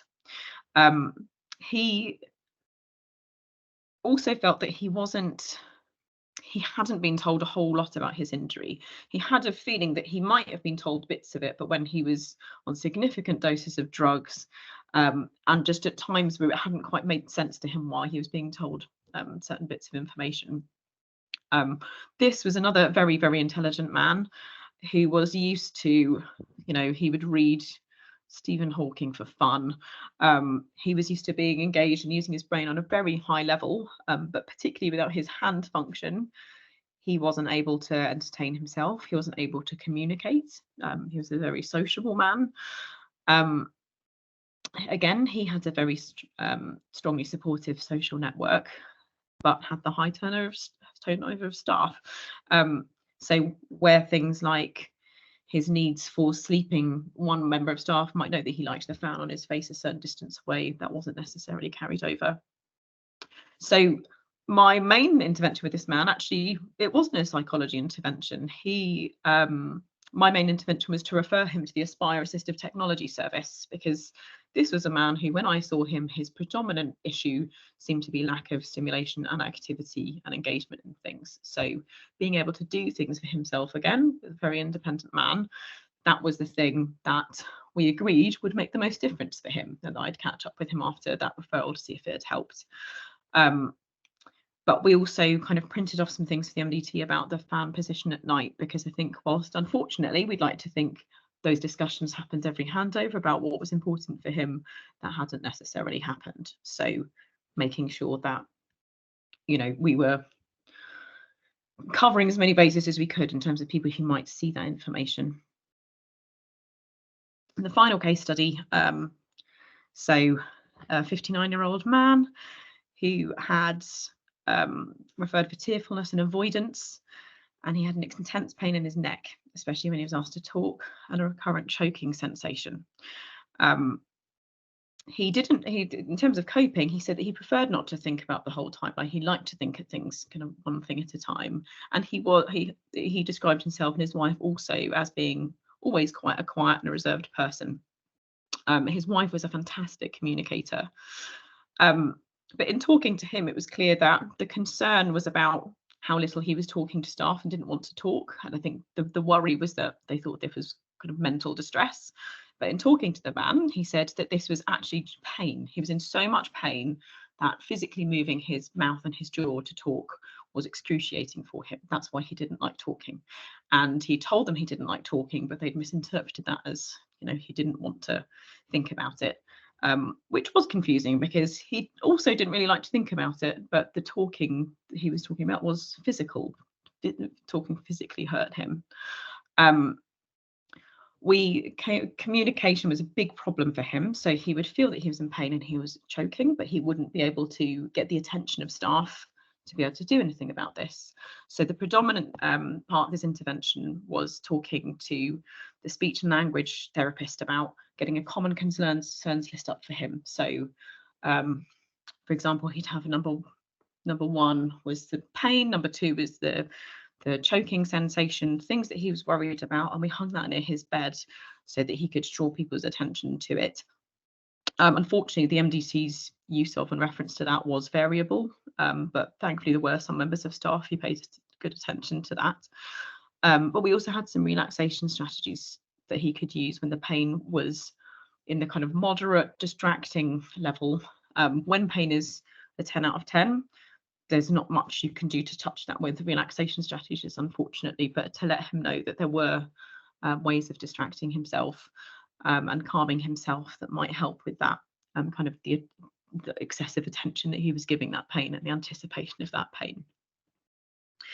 As I mentioned, so I work acutely, so in terms of outpatient, I can only give kind of principles about what you might see in an outpatient thing, but again, it would be to consider those, what are the biological, psychological and social contributors to somebody's low mood. And if you're not a psychologist, you're not going to do this in any great detail, but you know, asking people just generally about these things can be really helpful. So like that man before, it was assumed that his not wanting to talk was about, you know, he didn't like talking about his feelings, and actually it was physically, no, I really cannot talk, it hurts too much. So a little gentle inquiry about these things can actually reveal quite a lot sometimes. And in general, what I'd say to people who aren't psychologists, and I'd imagine that's the majority of this meeting, there does seem to be a bit of worry, certainly in the teams that I work with, but before I started, that people are a bit worried to ask why somebody is anxious or seems low in mood. I think the worry is that, you know, by asking, you will make it worse. That person will suddenly realise how distressed they are. But from my point of view, the best case scenario is that you might find out that the problem only needs a brief bit of practical input that you don't need a psychologist to do. For example, more information about the tracheostomy, or like the man I said, who could have been referred to assistive technology to give him more to do. And the worst case scenario, so if somebody says, yes, I am really struggling, is that should be escalated to a relevant mental health profession, which you would do presumably anyway if you had concerns. So I suppose just to reassure you that by asking, you know, just gently inquiring why somebody's feeling upset or anxious, the worst case scenario is that you pass that then on to the person who would have escalated it to anyway. So in summary, the impact of spinal cord injury itself and tracheostomy does vary per person, and the way you can figure out that, or start to think about how that's affecting the person, is to think of those three kind of globes we had on there. So biologically, what's going on for this person, how are they sleeping, what has been what medications are they on, what particular impairments are they struggling with, psychologically thinking about things like values. So is this somebody who's usually very independent? Is this somebody who would normally be seeking out all the information in the world to cope with things and suddenly isn't physically able to ask questions a lot of the time? and socially what's going on for that person, what's their social network, what role are they usually in their social network, has that been taken away from them, and in terms of you know, the environment in the hospital, I think that's critical. Are we taking time to, does that person have all the information that they need to? Has that person got plans for how to communicate while their voice is taken away from them? Don't be afraid to ask people why they are tearful or anxious. Best case scenario is it turns out to be quite simple and you don't need to worry about psychologists at all. But I suppose you'll all be coming from different settings. So if you can, what my main advice would be to identify where you in your very different roles might be able to refer on patients who need specialist support. So take a little minute to do that afterwards. Just think, if somebody was to disclose to me that they're really distressed, where could I send them? And if you're not within a hospital, the answer is usually the GP, if you're in the UK, because they know that they're the gatekeeper to the relevant psychological services. Useful resources, so people who I refer to a lot, this is worth knowing. So I mentioned the assistive technology team at Aspire, who are great, who can come up with ways for people with reduced hand function, so with a cervical level injury, to engage with technology for kind of recreational purposes, so whether that's sending WhatsApp or whatever. And for people who don't have their voice, there are some, they can advise on things like eye gaze technology, and the kind of head mouse things. So there are some strategies they can suggest. They know a lot about kind of new equipment. The Spinal Cord Injury Association have a telephone counselling service that anybody can be referred to, inpatient, outpatient, not anything to do with the hospital. The Backup Trust provide emotional support for families as well, which is really helpful to know about. And there's a great free mindfulness app. So mindfulness is applicable to lots of mental health and psychological concerns. But this app's particularly good because it's free and it's something that, you know, it plays audio tracks. As long as you've got somebody who can press the button, or the assistive technology team can tell you how to get that working. It's, you know, they're mental exercises, so something that anybody can do. And just a couple of references there to finish up. Okay, thank you very much for listening, everyone. Thanks very much again, Jess, for that talk. It's really nice to hear that slightly different side of obviously thinking about. So we talk lots about how to make these sort of patients better and push them forward and progress them, but to actually think about how they might be thinking, how they might be feeling, is a nice change of slant on those. If anyone's got any questions, feel free to pop those on the chat, and we can ask Jess those. I did just have a quick question for you, Jess.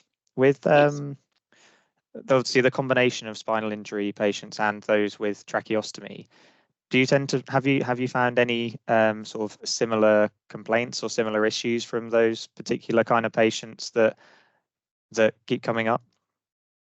Yeah, so it's really interesting. I think the biggest difference I see between the groups is communication. So people with spinal cord injuries but who don't have a tracheostomy in place will generally complain that within a hospital communication is quite bad. But it's that extra level of communication dominating nearly everything. When somebody doesn't have their voice, that seems to be the big theme with me early on. You know, you can imagine that if even people who are able to speak and get attention in the usual way are saying they're struggling to know what's going on, that's multiplied, you know, 10, 100-fold for people who don't have their voice.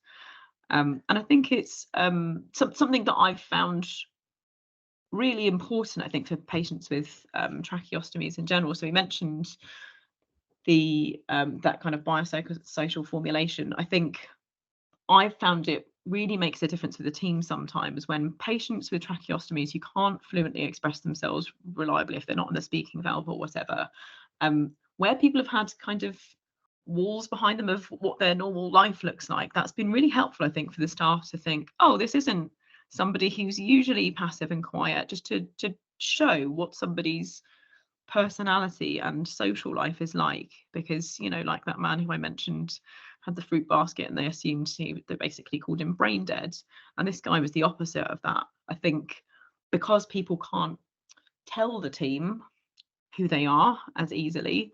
Showing, I think, has been really helpful, particularly for this patient group. I don't know if that's off on a tangent, but whatever you ask, maybe think of that. Yeah, no, and I guess I think involving, if you can, obviously for those patients that don't have their voice and aren't able to communicate quite as well, involving family and finding out information from them to make their care as personal as possible. Obviously, it's got to help in multiple ways, doesn't it? Absolutely, definitely. Family tend to become the voice for patients a lot. Sometimes that's a good thing and a helpful thing, and sometimes I think we do wonder about, would we be hearing something slightly differently if it was the patient telling us this rather than the family? And it does put a huge pressure on family members as well. You know, these are often the family members who will take lots of time off work because they don't feel they can leave the bedside, because they become the interpreter for their relative. That's a really tough position for people to be in. Lovely. I'll just have one last check to see if there's any other questions in the Q&A or anything. And I think we're all good. So again, thanks again, Jess, for that talk. You're and welcome. That kind of concludes everything that we've got planned for today. I just wanted to thank everyone again who's contributed to today. So I wanted to thank Rhiannon, Sarah, Ian, Jackie and Dan, and then Jess again for a really informative afternoon. Hopefully everyone's found it really, really useful and really insightful. Like I say, hopefully we're going to pull together the recording of today to send that out to everyone, so I should be able to have a little look back at things if people want to. We will hopefully be sending out a little feedback form, so any sort of suggestions in terms of how we can make things better, or any other requests in terms of other events and things that we might put on, would always really appreciated, and really grateful for that feedback. Eleanor, have you got anything else to add? Okay. Just because have we still got Sarah here? Yeah, I'm still here. Yeah. There was one question that came up in the chat earlier, just while we've got a few minutes, if you wouldn't mind answering this one. It was just someone asking, would you use fees as a standard given silent aspiration risk in this patient group, or go with bedside first and then fees if indicated? This person said they assess on the vent if cuffed down, but tend to be more cautious and stick to water only. Yeah, so I think if you have access to fees, then yes, use it. I think there's always space to do your good clinical bedside assessment. So as speech therapists, we will do cranial nerve assessment. We are good at assessing voice. Often, you know, I hear, oh, the cuff's down, they're speaking, they sound fine. And then I might go to the bedside and think there's a dysphonia there, or there's a wet vocal quality. So I think as speech therapists, we still want to do our case history, our cranial nerve assessment, our voice assessment if the cuff is down. I think knowing what we know about silent aspiration in this group, you know, it's about 50% or so. If you've got access to fees, then yes, do use it. If services don't have access to fees, I don't think that you know, we should do nothing, even if it's just promoting saliva swallows on the ventilator. Small amounts of water are a good way in to get the swallow going. I always caveat that with mouth care must be excellent and robust and in place, because if you are going to aspirate, then a little bit of water is likely to be okay, but a little bit of water full of bacteria from the oral cavity will not be okay. And then I think anything that we are going to do with regards to oral intake, with or without fees, then just speaking to, you know, physio colleagues and really optimizing all those other areas. So what is chest clearance like? What is ventilation like? And all the stuff that Ian talked about. If we've not optimized all of those parameters, even nutrition, and then we're going to dabble in oral intake, if we don't have fees, then we're going to be unclear as to what the failure point will be. It might very well be that we've just underventilated them and not cleared their chest, and nothing at all to do with swallowing. I think given the last talk on the psychological impact, patients tell me there's huge frustrations at, you know, so-and-so said I could eat and drink, then I was nil by mouth. Then I started eating and drinking, then I was nil by mouth. So I think just be mindful of, if you are going to start something, to make it as robust and as tight as possible, so we don't have that yo-yo of eating and drinking and stopping for patients. They find that really distressing. So yeah, in short, if you've got access to fees, go for it. If you don't, there's lots of other things that you can do as a speech therapist, but often doing nothing can be the worst thing, really. Thanks. Thank you. And just in answer to that last question on the chat, yes, we will send you electronic certificates of attendance. Lovely. Well, again, thanks everyone for attending. And as I say, if you've got any further questions, feel free to drop us an email, and we'll get back to you. Otherwise, hope to see you again soon for another session that we'll put on in the future. So, Thanks everyone.